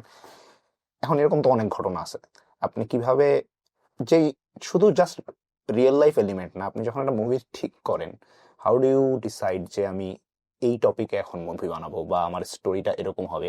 মানে এই ব্রেনস্টর্মিং বা এই প্রসেসটা কি আপনার, যে মুভির টপিক চুজ করার? আমার গল্পের লেখার প্রসেসটা একটু ডিফারেন্ট, সেটা একটু বলতে চাই। সেটা হলো এরকম, আমি যখন হোস্টেল পড়তাম, আমাদের হোস্টেলে কোনো এলিমেন্ট ছিল না, এন্টারটেনমেন্ট এলিমেন্ট ছিল না। তো যেটা হইতো সেটা হলো যে বিকালবেলা আমি বিভিন্ন রকম হোস্টেলে পড়ছি। একটা হোস্টেল ছিল উত্তরা, তানজিবুল উম্মাহ, সেখানে আমরা মাঠে যেতে পারতাম না। তো আসর থেকে মাগরিব পর্যন্ত একটা ব্রেক ছিল আমাদের টাইম, সেটা আমরা ভিতরে হাঁটাহাঁটি করতাম, খেলতাম। তো আমি আমার ফ্রেন্ডদেরকে গল্প শোনাতাম, সিনেমার গল্প। তো আমি জীবনে যে সিনেমা দেখছি তখন পর্যন্ত বেশি সিনেমা দেখা হয়নি আমার, 40টা। 40টা গল্প তো 40 দিনে শেষ। কিন্তু আমি 1.5-2 বছর ওদের প্রতিদিন গল্প শোনাইছি, ওদের একটা নেশা হয়ে গেছিল। তা আমি বানায় বানায় গল্প বলতাম ওদেরকে। এটা আমার ওদেরকে বলতাম না কখনো, বানায় বললো কি আমারটা শুনবে না, কারণ কি ঠেকাল আছে আমার গল্প শোনার। ওদেরকে বলতাম যে আমি একটা সিনেমা দেখছি, এরকম এরকম গল্প আছে।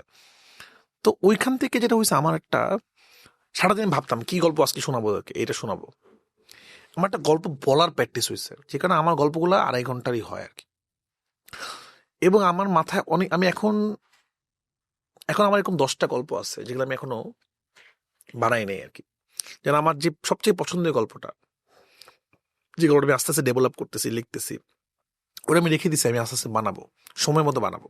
মানে আমার তুফানের যে আইডিয়াটা, এটা অনেক আগের আইডিয়া, যে একটা মানুষ সেম দেখতে একটা মানুষ হবে, তাকে কিডন্যাপ করবে। তাণ্ডবের আইডিয়াটা ছিল আমার অনেক আগে, এটার নাম ছিল জিহাদ নামে একটা ছবি ছিল, প্ল্যান ছিল আর কি।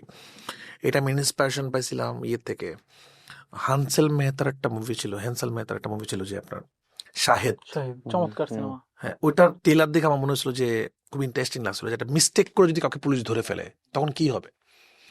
ওখান থেকে আমার ব্যাপারটা, আমি একটা গল্প লিখছিলাম, তারপরে আমি তাণ্ডবে রূপান্তরিত করছি।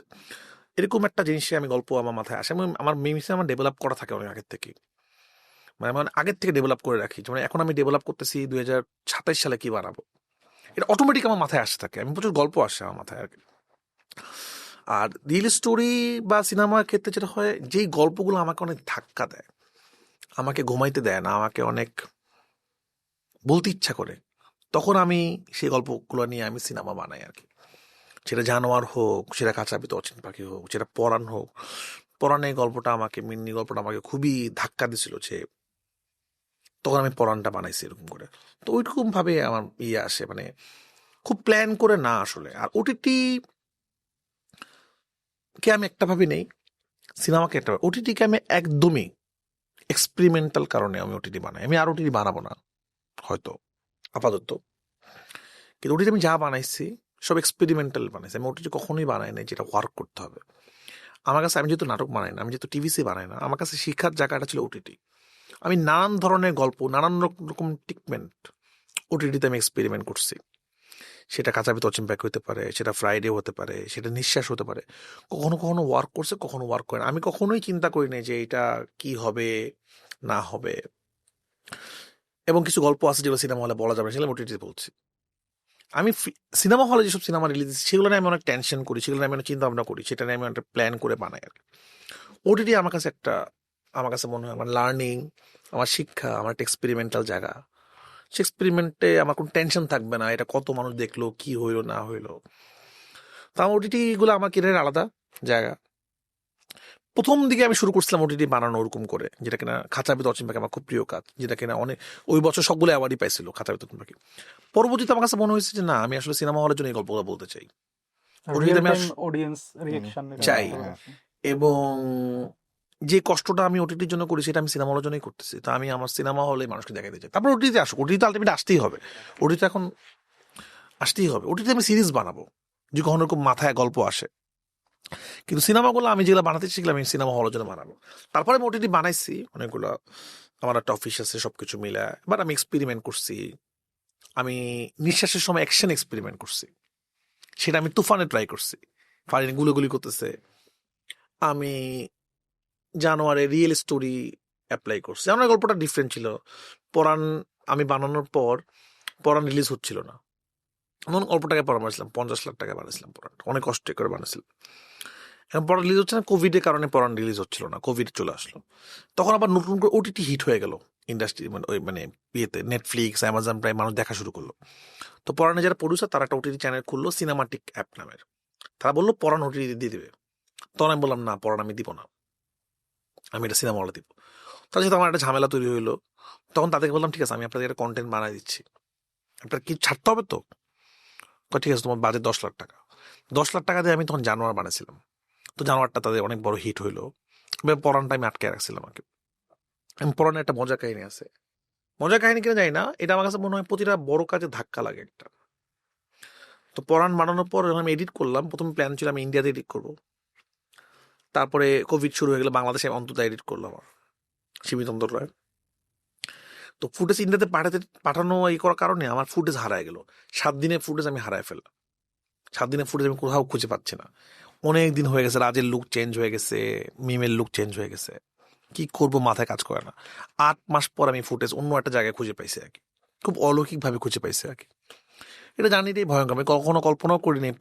পরাণ আমার জীবনের একটা টার্নিং পয়েন্ট আর কি। আমাকে পোড়ামন টু জ্যাজের সিনেমা ছিল, দহন জ্যাজের সিনেমা ছিল, বাট জ্যাজ থেকে বের হয়ে খুবই অল্প পরিসরে, যেখানে কোনো আইটেম সং নাই, ওরকম গান নাই, একটা নতুন প্রোডাকশন হাউস, সেখান থেকে পরাণ দেওয়া, আবার নতুন নায়ক নায়িকা, সেটা আমাকে এর একটা অনেক বড় ব্যাপার ছিল আর কি। পরানটা এখন আছে কই? আমি তো কোথাও দেখতে পাই না। ও পরাণটা না না, ওরা ওটিটি সেল করেনি এখনো। ওটিটির অফার আছে কিন্তু তারা সেল করেনি তাদের। এই দেখতে গিয়ে সব ওটিটি চেক করছি, কোথাও না পাইনি। না, তারা এখনো সিনেমা হলে চলে, এবং একটা 50 লাখ টাকাতে সিনেমা, সেটা 12 কোটি 14 কোটি টাকা ব্যবসা করছে,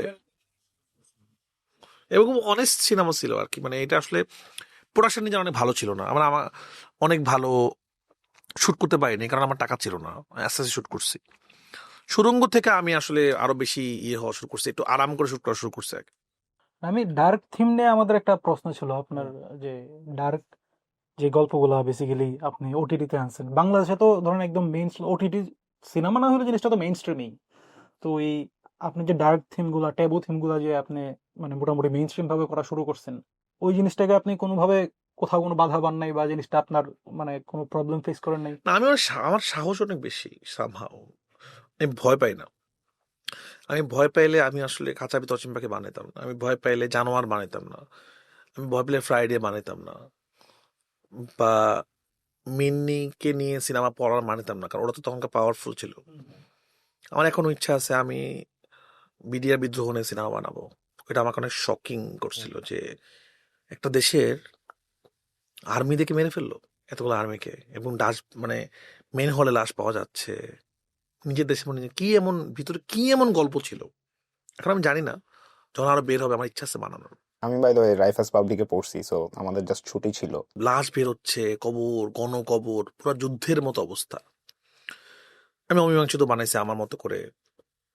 তো আমার এইদিকে সাহস আছে। জানুয়ারির একটা গল্প ছিল যে আমার কাছে মনে হচ্ছিল যে বাংলাদেশের রেপের যে নিউজগুলো সেগুলো মানুষ বেশি পড়ে, মানুষ ইন্টারেস্ট ফিল করে যে কিভাবে ঘটনাটা ঘটছে, এরকম একটা ব্যাপার থাকে মানুষের মধ্যে।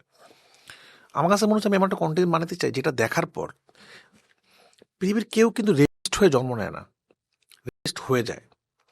আমার এই কন্টেন্টটা দেখার পর কোনো মানুষ কোনোদিন কল্পনা যেন না করতে পারে আমি কাউকে রেস্ট করবো। আমি এই জন্য নামই দিছি জানোয়ার, এটা মানুষের গল্প না, এটা জানোয়ারদের গল্প।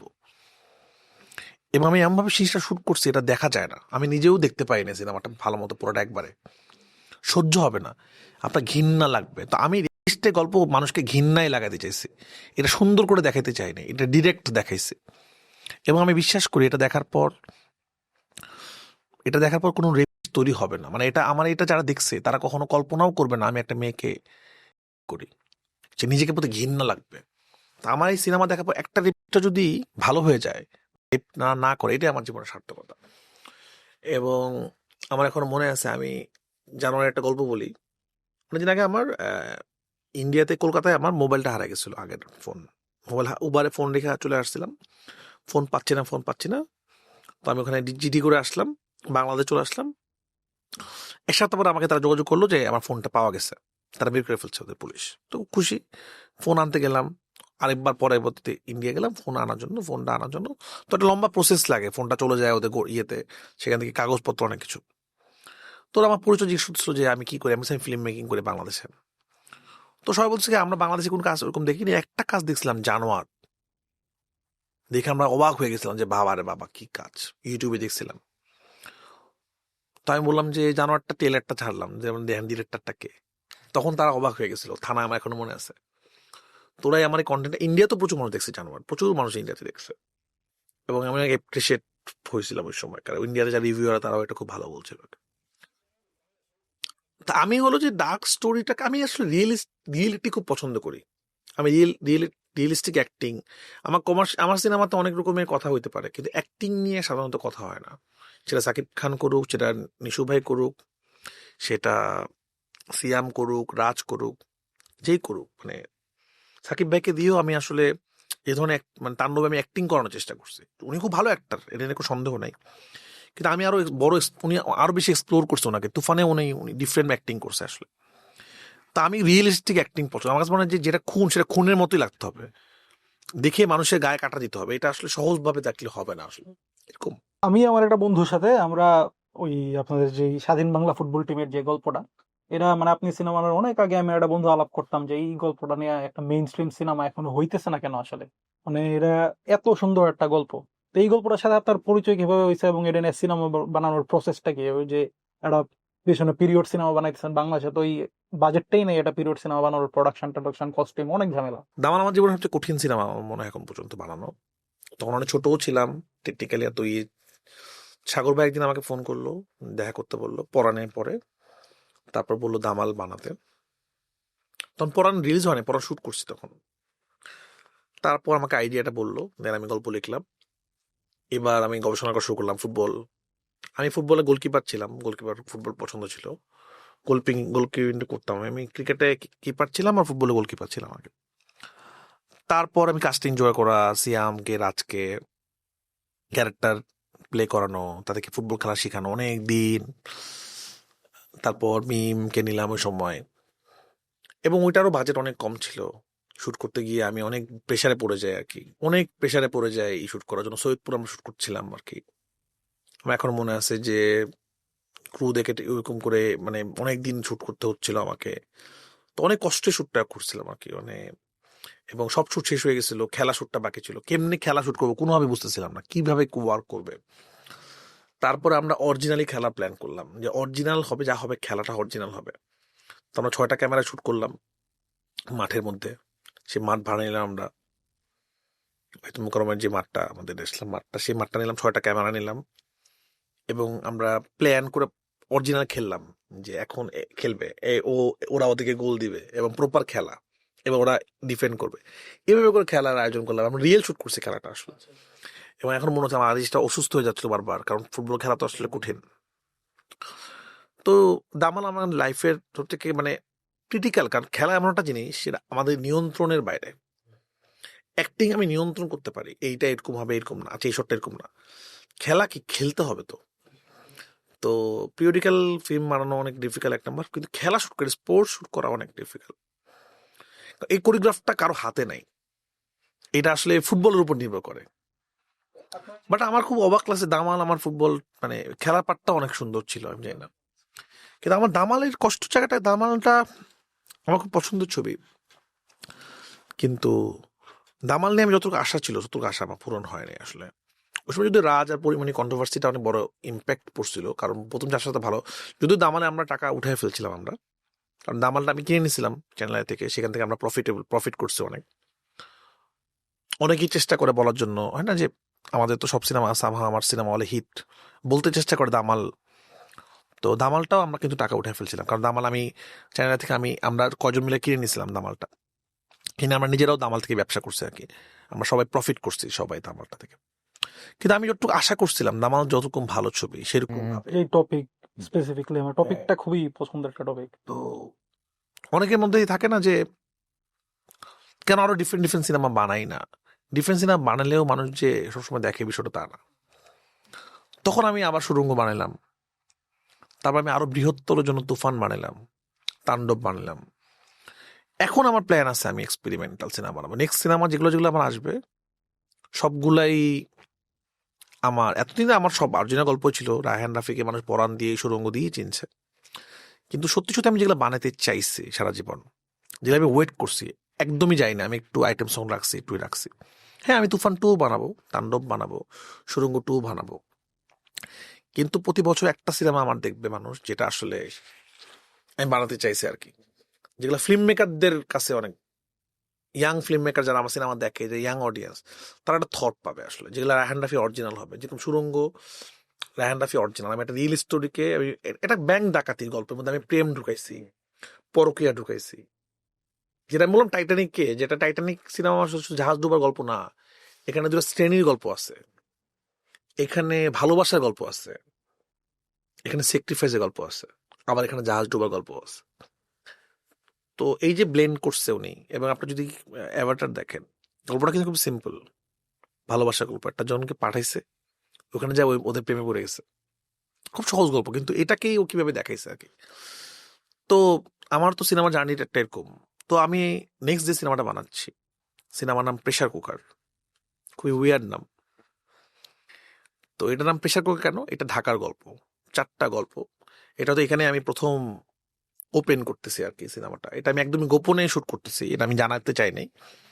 আমি মনে হচ্ছে যে এই সিনেমাটা আমি অনেকদিন প্রি প্রোডাকশন করতেছিলাম, এবং আমার মনে হচ্ছিল যে নিজেকে নিজে চ্যালেঞ্জ দিব আমি আসলে, যে বাংলাদেশে সবাই এখন, আমি তুফান তাণ্ডব বানানোর পর সবাই এখন এই ধরনের সিনেমা বানাচ্ছে, সবার সিনেমাতে এখন 3জন নায়িকা 2জন নায়িকা। আমার তো প্ল্যান করা হয়ে গেছে আসলে, বাট ঠিক আছে। এবং ওই ধরনের সিনেমা, আইটেম সং ওরকম প্রপার, ওই ফরম্যাটটা, হায়দ্রাবাদে শুটিং, হ্যাঁ, ইন্ডিয়াতে shooting. Larger than life, over the top গুলো। তো আমার তখন মনে হইলো যে আমি আসলে এমন কিছু বানাই যেটা আসলে আমি বানাতে চাই, এখন আমার সবচেয়ে পারফেক্ট টাইম।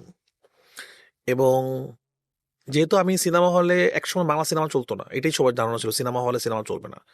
এখন আপনি খেয়াল করে দেখবেন ওটিটি থেকেও সিনেমা আগে গেছে। সব ব্যবসা মন্দা, কিন্তু সিনেমা ব্যবসা এখন সব থেকে বেশি। এই নেক্সট রোজাইদেও অনেক, মানে 100 কোটি টাকার উপরে ইনভেস্ট হচ্ছে কিন্তু একটা সিনেমা হলের জন্য। সেটা আমার প্রাউডের জায়গা এটাই, যে অ্যাটলিস্ট সিনেমা হলের জায়গাটা আমরা এটা করছি। না, আপনি এটা জানেন কিনা জানি না, আমার যে সার্কেল, আমি তো বেসিক্যালি ফিল্ম মেকারদের সার্কেলেই আড্ডা দিই। অনেক ইন্টেলেকচুয়াল মানুষ আছে যারা ধরেন ওই যে ইনারে তোটেনে তো সারা এই ধরনের সিনেমা দেখেই না, ঋত্বিক ঘটক মার্কা। তো তারা একটা জিনিস আমাকে অনেকবারই আলাপে উঠছে, আইদার আপনার সিনেমা পছন্দ হোক বা না হোক সেটা প্রশ্ন না, বাট আপনি যে একটা সিনেমা একটা নতুন একটা লাইফ দিছেন, বেসিক্যালি শিক্ষিত অডিয়েন্স যে বেসিক্যালি এখন সিনেপ্লেক্সে গিয়ে সিনেমা দেখতেছে, এই ক্রেডিটটা বেসিক্যালি যত ইন্টেলেকচুয়ালই হোক বা না হোক সবসময় আপনার জায়গাটা এটা আপনি আমাদের অনেকবারই দেখছি। কন্টেন্টটাও যদি দেখেন, আমাদের যে কন্টেন্টটা আপনাকে মানে আপনি আমাকে হয় পছন্দ করবেন, নাহলে হেট করবেন, ইগনোর করতে পারবেন না, 1 নাম্বার। 2 নাম্বার হলো কথা, আমি যেটা বললাম, আমি আমার জীবনের হয়তো প্রেশার কুকার দিয়ে হয়তো আমার জীবনের একটা ফার্স্ট শুরুটা হবে, মানে একদম প্রপার এক্সপেরিমেন্টাল সিনেমা, আমি কি বানাতে চাই আসলে। এর পর্যন্ত আমি বানাই নেই আমার ছবিটা, কারণ আমার কাছে মনে হচ্ছে আমি রাস্তাটা, আমি আসলে মানে চিল্লাচিল্লি করে মানুষকে জড়ো করছে আর কি, আসেন আসেন আসেন আসেন। কারণ আমি আপনাদেরকে একটা কথা বলি, আপনার প্রথম দিন আমাকে ডাকলে আমি আপনাদের এখানে আসতাম না। কারা এমনি আমাকে ইন্টারভিউ করতে চায়, তারা আসলেই কি ইন্টারভিউ করতে পারবে কিনা, বা কেন করবে, আমি কেন সময় দিব আসলে, আমি কেন টাইমটা দিব। আমি আপনাদের ভিডিও দেখে আগে ভাল লাগছে আমার, আমি আপনাদের চিনতে পারছি, এবং আই হোপ আপনাদের ভিডিও অনেকেই দেখছে যারা কিনা দেখে টুকটাক। আপনার প্রথমে চিন্তা করতেন আমরা আসলে একটা পডকাস্ট করবো, আপনারা দুজন কোনো আর্টিস্টকেই পাইতেন না, কেন পাইতো? আপনাকে চ্যানেল দিচ্ছেন অনেক দিন, আমি দেখছি আপনার অনেক মানে গবেষণা করে একটা ভিডিও বানান, এটাতে আমি ইমপ্রেস হয়েছি। এরপর আমি আস্তে আস্তে আপনাদের এখন শোতে আসছি, কথা বলতেছি। আমি প্রথম সিনেমায় আমি প্রেশার কুকার বানাবো, তো নামটাই তো কেমন, প্রেশার কুকার, এটা কি ধরনের নাম, দেখবো না। এখন রায়হান রাফি সিনেমা বানাচ্ছে, নাম প্রেশার কুকার, আচ্ছা কি বানাইছে এটা দেখতে যাবে। আমি যে টাকা দিয়ে বানাচ্ছি সিনেমাটা, কি বানাইছে রাফি দেখতে গেলে আমার সিনেমার টাকা উঠে যাবে। এটা আমি নিজেই প্রডিউসার, এটা আমি নিজেই প্রথম প্রডিউস করতেছি। আমার সাথে ইমপ্রেস লিফিম আছে, সাগর ভাই আমার খুব কাছের মানুষ। উনি যখন শুনছে আমি প্রথম প্রডিউস করবো, উনি বলছে আমি থাকতে চাই। এবং আমার সব প্রিয় প্রিয় অভিনেতা অভিনেত্রী আছে। হাইপার লিঙ্ক আমার খুব পছন্দের স্টোরি, 4টা গল্প একসাথে চলতে থাকবে। আমি সিনেমা হলে হাইপার লিঙ্ক সিনেমা দিচ্ছি আর কি। মেন স্ট্রিমে হয় নাই, এবং বাংলাদেশে হয় নাই, ইন্ডিয়াতে ওরকম প্রপারলি হয় নাই। লুডু হয়েছে, হ্যাঁ, ওগুলা খুবই ডার্ক কমেডি টাইপের স্টাইলে হয়েছে, কিন্তু খুব সিরিয়াস স্টোরি, যেটা তো এমএনএস প্যারোসের মতো সিরিয়াস স্টোরি হাইপার লিঙ্ক হয় না। এই ছবিটা হিট হোক বা ফ্লপ হোক আমার কিছু যায় আসে না, কিন্তু এই ছবিটা আমার থট মানুষ দেখতে পাবে, আমি কি বানাতে চাইছি। একটা ডিরেক্টরিয়াল গেমস আছে এখানে, এখানে একটা ডিরেক্টরের একটা ভয়েস পাবে মানুষ, যে আমি আসলে এটা বলতে চাইছি খুব শক্তিশালীভাবে আর কি। এবং হাইপার লিঙ্ক আমার খুবই পছন্দের গল্প, এই জন্য আমি এটা দিয়ে স্টার্ট করছি। মানে আমার এক্সপেরিমেন্টাল সিনেমা এটা দিয়ে শুরু হবে। এরপর আমার 3টা cinema back to back ready করা আছে, আমি স্টোরি রেডি করে রাখছি। 3টা সিনেমাই মানে খুবই এক্সপেরিমেন্টাল। এর মাঝে মাঝে আমি কখনো কখনো প্রপার কমার্শিয়াল সিনেমা বানাবো। তুফান 2 আসবে, এর মধ্যে সুরঙ্গ 2 আসবে, এগুলো গল্প রেডি করা। কিন্তু ওগুলো আমি অনেক প্ল্যান করে বানাবো, ওগুলো তো একটা পুরো ফরম্যাট আছে, একটা প্ল্যান। কিন্তু এর মধ্যে মধ্যে আমি প্রতি বছর আমি বিশ্বাস করি আমি একটা শ্রেণী তৈরি করবো যারা কিনা এই ধরনের সিনেমা দেখতে চায় আর কি। এবং আমি বিশ্বাস করি এখনকার জেনারেশন অনেক স্মার্ট, তারা এই ধরনের সিনেমা দেখতে, তাদেরকে তুফান বারবার দেখালে হবে না। আমি তাদেরকে বারবার তুফান দেখাতে চাই না, তাদেরকে তাণ্ডব দেখা, অবশ্যই এগুলো ভালো ছবি, এগুলো দরকার আছে। একটা পুষ্পা যেরকম দরকার আছে, একটা লাপাত্তা লেডিসও দরকার আছে। আমি প্রাউড ফিল করি কি জানেন, আমি লাপাত্তা লেডিসও বানাতে পারি, আমি পুষ্পা বানাতে পারি। তো এটা আমার কাছে আল্লাহ আল্লাহ আমাকে সে তৌফিক দান করছে যে আমি পারি, আমার একটা আমলনামা বানাতে পারি, আমি একটা তুফানও বানাতে পারি। তো আমার কোনো আক্ষেপ নেই, আমি একটা হরর সিনেমা বানাইছি, একটা হরর, এবং আই হোপ মানুষের পছন্দ হবে। এই জিনিসটা নিয়ে আমি আর অনেক আজকেই কথা বলতেছিলাম এখানে আসার সময়, যে আপনি যেমন তুফান তাণ্ডব বানাইলেন, এই যে সাউথের যে ফরম্যাটটা লার্জার দেন লাইফ, এটা খুবই ভালো মতো এখানে পোর্ট্রেট করছেন, এবং সবচেয়ে বড় কথা যে শাকিব খানকে নিয়ে পোর্ট্রেট করছেন। এখন যেটা হচ্ছে নতুন, যে সবাই এই ফরম্যাটটাতেই মুভি বানাচ্ছে, এই জিনিসটার আমাকে একটা প্রশ্ন উত্তর দেন তো, সেটা হলো যে যখন কমার্শিয়াল সিনেমা বানাতে চাই, কমার্শিয়াল সিনেমা তো আমরা যে বাংলাদেশের সেন্টিমেন্ট, ইন্ডিয়া পাকিস্তানের সেন্টিমেন্ট কাছাকাছি, প্রেম ভালোবাসা, তখন সেটা সাউথের মতো হয়ে যায়, কারণ সাউথ এটাতে বেশি হিট। সাউথ তো একটা অরিজিনাল সিনেমা বানাইছে, এটা কিন্তু মানুষ অনেকে এটার মতো অনেকে সিনেমা লাগছে বলে আমরা বলি সাউথের মতো সিনেমা। সাউথের মতো সিনেমা মানলে আপনারা বলেন এটা সাউথের মতো সিনেমা। যখন ইরানি সিনেমার মতো কেউ বানায় তখন এটা কেউ নেগলেক্ট করে না কেন? যদি কপি হয় তাহলে সবই কপি, ইন্সপায়ারেশন তো সবই খারাপ। এখন সাউথের যদি কেউ ইন্সপায়ারেশন নেয়, আমি এটাকে জাস্টিফিকেশন করতেছি না, আমার নিজেরও মাঝে মাঝে সিনেমা পছন্দ, ইনারি তো সিনেমা পছন্দ।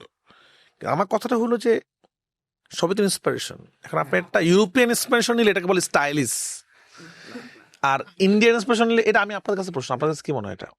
আমার মেইন যেটা মনে হয় যে ধরেন আপনি যখন বানাচ্ছেন তখন আপনার ইসেতে যে সাউথের কিছু অ্যাসপেক্টের সাথে, ওই যে আপনি যেটা বললেন যে কমার্শিয়াল ভাইব গুলো সব জায়গায় যদি মানে একই টাইপের হবে, কিন্তু আপনার নিজস্বতা আছে।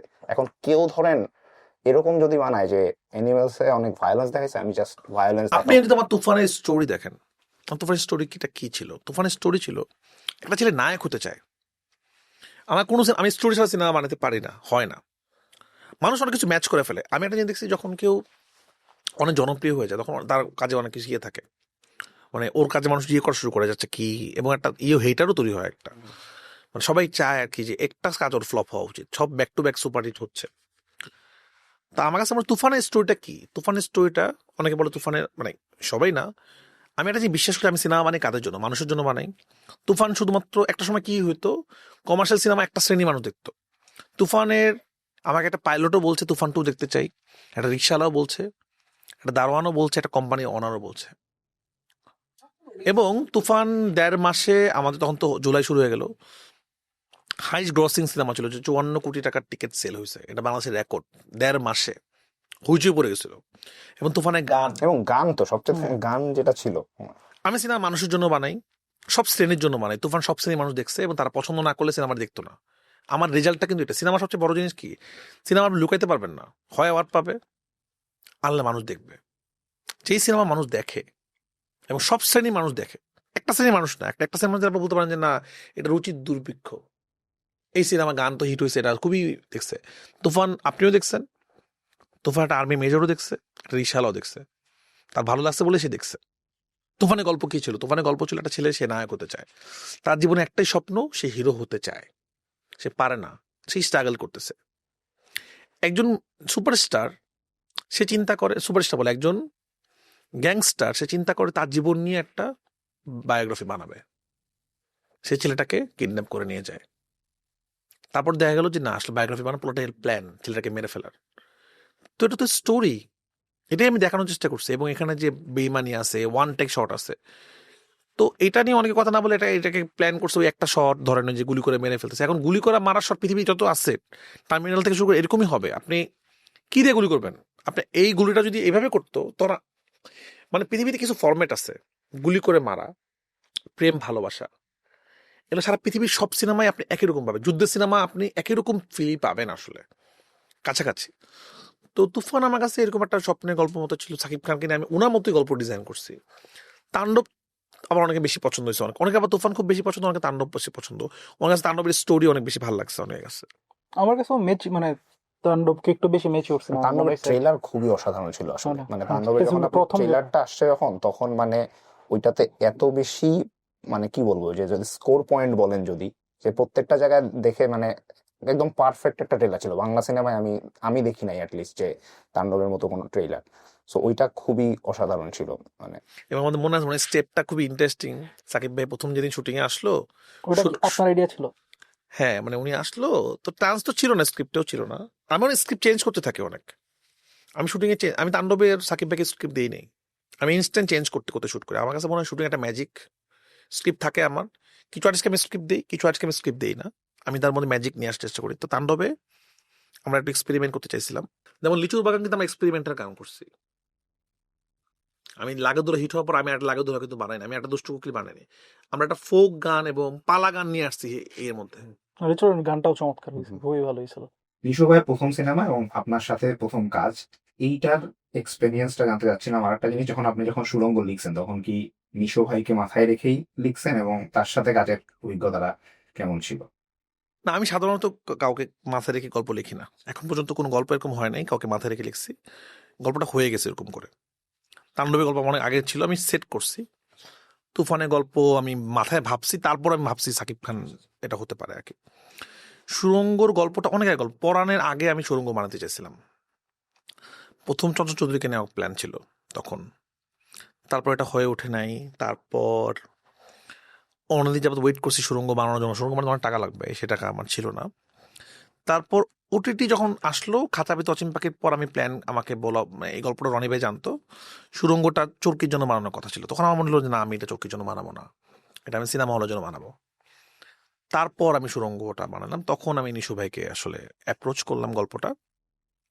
নিশু ভাই সিনেমার জন্য করতে চাচ্ছিল না, ভালো গল্প পাচ্ছিল না, বুঝতেছিল না কোনটা দিয়ে ওনার হাতে অনেক গল্প ছিল, কোনটা দিয়ে স্টার্ট করবে উনি জানতো না। দেন নিশু ভাইকে এটা নিলাম, এবং নিশু ভাই তো, আর নিশু ভাই এক্সপিরিয়েন্স ভয়ানক ভালো। উনি খুব ম্যাজিক্যাল পারফর্মার, খুবই ম্যাজিক্যাল পারফর্মার। তো উনি এমনভাবে এটাকে পোর্ট্রে করছে এবং যেভাবে শুকায় যেটা করছে, এবং ভালো, আমি খুবই ভালো এক্সপিরিয়েন্স সেটা।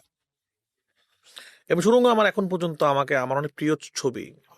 প্রপার মানে আমার ম্যাক্সিমাম ফ্যানদের সুড়ঙ্গ টেকনিক্যালি, এবং এখন অনেক কথা হয় সেট বানানো নিয়ে। এটা নিয়ে আমার একটা প্রশ্ন ছিল যে সুড়ঙ্গের যে প্রোডাকশন ডিজাইন এবং সেট ডিজাইন, এটা তো একটা ভয়ানক পরিশ্রমের একটা ব্যাপার, ভয়ানক কাজ এখন ছিল। যে অনেকে মানে বিভিন্ন সিনেমা সেট হচ্ছে, আমরা সুড়ঙ্গর সময় পাহাড়ের মধ্যে আমরা 1 মাস ধরে সেট বানাইছিলাম আর কি। সেখানে সেট বানাইছিলাম যেখানে গাড়ি যেত না, এটা কমার্শিয়াল সিনেমার জন্য আমরা আসলে ওইরকম সেট, মাটির বাসা। এবং এখনো এটা মিনিয়েচারটা আমার অফিসে আছে। শহীদুল্লাহ আমাদের আর্ট ডিরেক্টর, যে দুর্দান্ত প্রোডাকশন ডিজাইনার, উনি এটা বানাইছিল আর কি। এবং আমরা টাইম ধরে শ্যুট করছিলাম যে প্রতিদিন আমরা এই টাইমে শ্যুট করবো। যেন আমার অনেক সিন ছিল ম্যাজিক আওয়ারে, আমরা ম্যাজিক আওয়ারেই শ্যুট করছি। এবং ওই পাহাড়ের মধ্যে পাহাড় কেটে আমরা বাসা বানাইছিলাম, নদী, বাসা, ঘাট, সুড়ঙ্গ। এবং সুড়ঙ্গটা বানানো, সুড়ঙ্গটা রিয়েল মাটির নিচেই আমরা শ্যুট করছি। সুড়ঙ্গ আমার অনেক প্রিয় ছবি আর কি। মানে আমার রায়হান রাফি অরিজিনাল যদি কিছু হয় সেটা আর কি সুড়ঙ্গ। সুড়ঙ্গ আমার একটা আক্ষেপ আছে, সেটা হলো যে যেটা না হইলে হতো, সুড়ঙ্গ আইটেম সংটা দরকার ছিল না। এটা হলো আত্মসমালোচনা। আলটিমেটলি আইটেম সং কোনো কাজে লাগে না। এই যে আমরা ভাবি আইটেম সং এটা দিয়ে আসলে সিনেমার হাইপ। মানে এই ব্যাপারটাতে আমি পুরোপুরি একদম দ্বিমত পোষণ করি যে মানে এটা শুধু আমি বাংলাদেশ ইন্ডাস্ট্রির কথা আমি নিজে বলতেছি না। প্রমাণিত, মানে সুড়ঙ্গ আইটেম সং কথা কারো মনে নাই, এবং এটা খুব সিনেমাকে কোনো হেল্প করে নাই। এটা আসলে আমি এমনিই বানাইছি। মানে এটা বললাম যে শুধু বাংলাদেশের জন্য না, কিন্তু বিষয়টা ইভেন আপনি যদি বলিউডে বা সাউথেও দেখেন, যারা অ্যাজাম্পশন থাকে, রিসেন্টলি একটা সিনেমা বের হইছে ওই যে ভ্যাম্পায়ার ইউনিভার্সের, একটা সিনেমার মধ্যে 3টা আইটেম সং, 3টা আইটেম সং এর কোনোটাই তেমন ওয়ার্ক করে নাই। এগুলো জাস্ট আমার মনে হয় যে মানুষজন ভয় পায় করে যে আসলে আইটেম। আমাকে যখন বলা হয় সুড়ঙ্গর কি, আমি আবার রিলিজ দিলে কি করবো, আমি আইটেম সংটা ফেলে দিব। ঠিক আছে, তার কল্পনাতে সে আসছে, বাট আমার তো প্রথম আইডিয়াতে আইটেম সং ছিল না। পরবর্তীতে আমরা কমার্শিয়ালি কম্পিটিশন লাইনের জন্য বানাইছি, কিন্তু যেটা বুঝলাম যে আসলে সিনেমা ভালো হলে এগুলো কিছু লাগে না। শুধু ফার্স্ট কাট, ওই যে প্রথম যে টিজারটা, ওইটাই আসলে সাউন্ড দিয়ে আমরা করছিলাম। সুরঙ্গ আসলে আমার অনেকটা ছবি, মানে আমার পছন্দের স্টাইল অফ ফিল্ম মেকিং আমি পছন্দ করি। সুরঙ্গের টিজারে তো একটা খুব ননসেন্স জিনিস হয়েছিল, যে আমার খুবই ম্যাচ খারাপ হয়েছিল মানুষজনের কারণে, ওই যে মিউজিক কপিরাইটের যে বিষয়টা। আরে ভাই, এটা দুনিয়ার সবাই তো লাইসেন্স নিয়েই কাজ করে, এটা তো এইটা নিয়ে তো যে মানুষজন বিশাল কিছু আবিষ্কার করে ফেলছে যে ওই থেকে মাইরে দিছে, জিনিসটা তো লাইসেন্স নিয়ে। লাইসেন্স নিয়ে করা মানে এটা কিনে নেওয়া, হ্যাঁ, লাইসেন্স তো মানুষ নিবেই, এটাই তো হ্যাঁ, সিস্টেম। এবং এটা তো সেল করে লাইসেন্স, পুরো পৃথিবীতেই তো এটা Sell সিস্টেম, করে। হলিউডেও তো এটাই করে। হ্যাঁ এটাই করে। মানে এই জিনিসটা খুবই হাস্যকর ছিল জিনিসটা। তুফানের যে ওয়ান টেক অ্যাকশন সিন যেটা ছিল, ওই অ্যাকশন সিনটা তো বাংলাদেশের প্রথম বলতে গেলে এই ধরনের মেইন স্ট্রিম কোনো একটা সিনেমাতে এই টাইপের একটা ওয়ান টেক অ্যাকশন সিন আসলো। তো এটা আপনি বেসিক্যালি সাহস করলেন কিভাবে, বা আপনি প্রডিউসারদেরই বা কিভাবে কনফারেন্স করলেন, বা টোটাল জিনিসটা এক্সিকিউট করছেন কিভাবে, প্রিপারেশন কি আমার ছিল? প্রডিউসাররা আমাকে অনেক বিশ্বাস করে, আমি প্রডিউসারের প্রতি অনেক লাকি, অনেক প্রডিউসারদেরকে অনেক আমি মানে ধন্যবাদ দিতে চাই। আমার প্রডিউসার আমাকে বিশ্বাস করছে সারা জীবন। তারা গল্পে কোনোদিন টেকনিক্যালের দিকে কোনোদিন হাত দেয়নি। তুফানের শুটিংয়ে কোনোদিন প্রডিউসার আসে নাই, কোনোদিন প্রডিউসার আসে নাই শুটিংয়ে। আমার কোনো শুটিংয়ে এটা সামহাও তাকে আমাকে বিশ্বাস করে। তো আমাকে কেউ জিজ্ঞেস করে নাই যে এটা কেন করব। আমি যখন টিমকে বললাম এটা ওয়ান টেক শূন্য নিতে চাই, ওয়ান টেকের মধ্যে ঘটনা ঘটবে, মারামারি হবে, 3 তালা যাবে, চলবে, লিফট অন হবে, লিফট থেকে নামবে, অভিনয়টা লিফট নষ্ট ছিল, লিফটটা ঠিক করানো হলো। আমি বললাম যে ওয়ান টেকের মধ্যে শুধু ওয়ান টেক হলে হবে না, গাড়িতে আগুন ধরতে হবে ওয়ান টেকের মধ্যেই, এবং একই সাথে 3টা গাড়ি রেডি ছিল, একটা গাড়ি ফলো করলো, 8টা গাড়ি, এবং একসাথে গুলি হবে এবং গাড়িতে ব্লাস্ট হবে। ওটা কিন্তু সিটি না, ওটা কিন্তু অরিজিনাল শট ছিল। তো প্রথমে যখন প্ল্যান করলাম, আমি রিহার্সাল করলাম, সাকিব ভাই আসলে ম্যাজিক্যাল, উনি আসলে না হলে এটা হইতো না। উনি তো আসলে উনি আসলে ক্যামেরাম্যান, দুজনে তো আসলে এটা করবে, যে স্ট্যাটিক অপারেটর ছিল এবং তাসিন। তো আমার ইপি যে ছিল সে বললো এটা হবে না, এটা বোর হয়ে যাবে, এটা ভালো হবে না, মানে আমাকে বিভিন্ন কনভিন্স করার চেষ্টা করলো যে কোনো কারণে যদি আমি এটা না করি আর কি। তারপরে এটা ঘটলো, এটা আমার ওয়ান টেক খুব পছন্দ, আমি খুব তাড়াতাড়ি একটা সিনেমা বানাবো যেটা পুরো সিনেমা ওয়ান টেক থাকবে, এবং যে সিনেমা একটা জোনে হবে না, যে সিনেমা জোন অনেক বড় হবে। মানে আমি সহজ ওয়ান টেক করতে চাই না, আমি অনেক লম্বা ওয়ান টেক করতে চাই, যে এখানে অনেক কিছু যাবে, এখান থেকে শুরু হবে ওয়ান টেক, এটা ফার্মগেটে যাবে, এটা মোহাম্মদপুর যা শেষ হবে, চ্যালেঞ্জ আর কি। তো আমি ওয়ান টেক খুব পছন্দ করি। অ্যাকশন যে টোটাল প্ল্যানটা, অ্যাকশন কোরিওগ্রাফিটা, এটা আপনারা কয়দিন ধরে প্ল্যান করছিলেন? মানে আমি তো ভাবছি আমার জীবনে আসলে সিনেমা ছাড়া কিছু নাই, আমি জীবনে সিনেমায় খাই, সিনেমাতেই ঘুমাই, সিনেমা নিয়েই বেঁচে থাকি, সিনেমাতেই প্রেম করি, আমার জীবনটা আসলে সিনেমা নির্ভর আর কি। আমি সবকিছু সিনেমার অ্যাঙ্গেলে দেখি, এটা যে কিছুই হোক। তো আমি এরকম প্ল্যান করতেই থাকি। তো ওয়ান টেক আমি অনেক বললাম নিঃশ্বাসে আমি ট্রাই করছিলাম একটু একটু করে। আমার আপনি যদি খেয়াল করেন, আমার দামালেও একটা শর্ট ছিল ওয়ান টেক, সিয়ামের একটা অ্যাকশন দৃশ্য ছিল, আমি একটু একটু ট্রাই করছিলাম, একটু একটু ট্রাই করছিলাম, তারপরে তুফানে যে এটা একটু পরিপূর্ণ জায়গায় আমি দেওয়ার চেষ্টা করছি। আপনি যে টেকনিক্যাল জিনিস না যেটা কথা বলতেছিলাম, তাণ্ডবের ক্ষেত্রেও যেটা আমার খুবই ভালো লাগছে, যে আপনার ওই শাকিব খানের যে hand to hand action scene, যেটা মানে বাংলাদেশে তো আমার কাছে মনে হয় যে একটা অ্যাকশন সিন এই টাইপের প্ল্যান করাই একটা ঝামেলা, মানে প্রফেশনালসের ব্যাপার আছে, অনেক প্রিপারেশনের ব্যাপার আছে। তো আপনি তাণ্ডবের ক্ষেত্রে যে হ্যান্ড টু হ্যান্ড অ্যাকশন সিনটা প্ল্যান করছেন, বা ওইটার এক্সিকিউশনেরা কোরিওগ্রাফি কে করছে, আমি শুনছি এটা বাইরে থেকে টিম আসছিল নাকি, ওই ব্যাপারটা একটু ডিটেলস যদি বল। আমার অ্যাকশন পছন্দ, অনেক রিয়েলিস্টিক অ্যাকশন পছন্দ, উড়াউড়ি অ্যাকশন পছন্দ না, আমার রিয়েলিস্টিক অ্যাকশন পছন্দ, এবং এখন এটাই খুব ভালো যাচ্ছে। তো আমরা জাওয়ানের যে অ্যাকশন ডিরেক্টর তাকে নিয়ে আসছিলাম আমরা এখানে বাংলাদেশে শুট করছিলাম আমরা, কারণ বাংলাদেশে ওরকম অ্যাকশন কোরিওগ্রাফার নাই। তো উনি শুট করছিল এসে, রড্রিগেস ওনার নাম আর কি, উনি জওয়ান, তারপরে উনি ফাইটার, এইসব সিনেমার কোরিওগ্রাফার আর কি।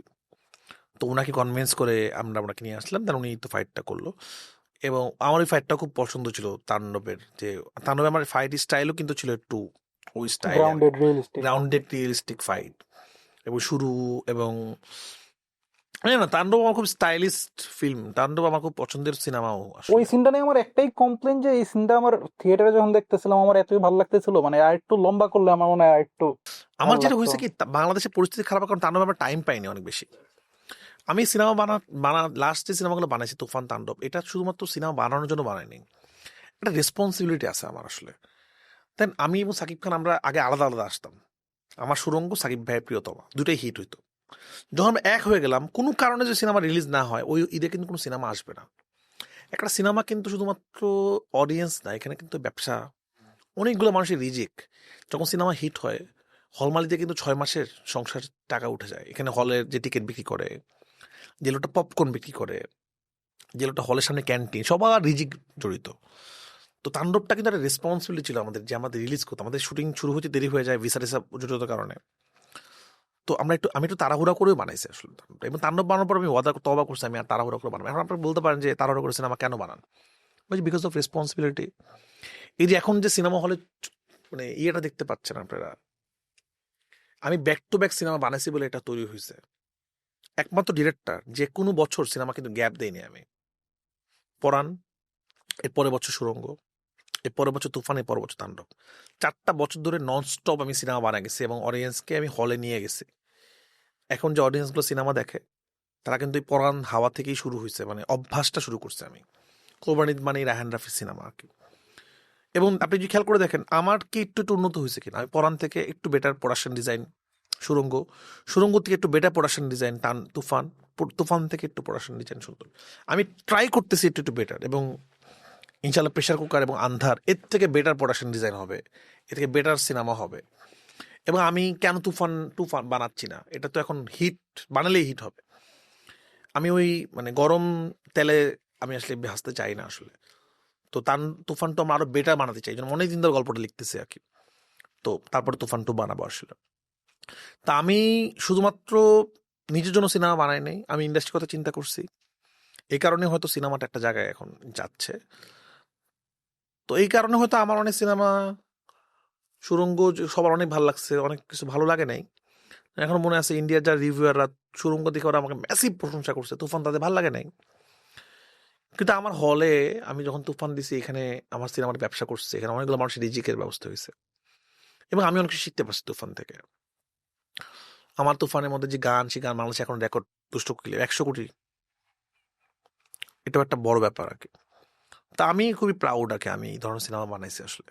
এবার আমার ঝুড়িতে আপনি যদি খেয়াল করে দেখেন, পোড়ামন 2 একটা ফোক সিনেমা, আমি কিন্তু ফোক পরবর্তী ট্রাই করি না। এরপরে দহন পলিটিক্যাল, এরপর পরাণ ডিফারেন্ট টাইপের রিয়েলিস্টিক লাভ স্টোরি, ডাক ত্রিভুজ প্রেমের গল্প। এরপর দামাল স্পোর্টস জনরা। এরপর সুড়ঙ্গ হলো যে আপনার এটাকে বলে ব্যাংক ডাকাতি, ব্যাংক রোভারের গল্প আর কি, সেখানে রোমান্টিক গল্প। এরপর তুফান গ্যাংস্টারের গল্প। তাণ্ডব আপনার একটা কিডন্যাপের গল্প। আমি কিন্তু এক একটা সিনেমা এক একটা ভাবে ট্রাই করছি। এইখানে ছোট্ট একটা ইন্টারাপ্ট Please. করি।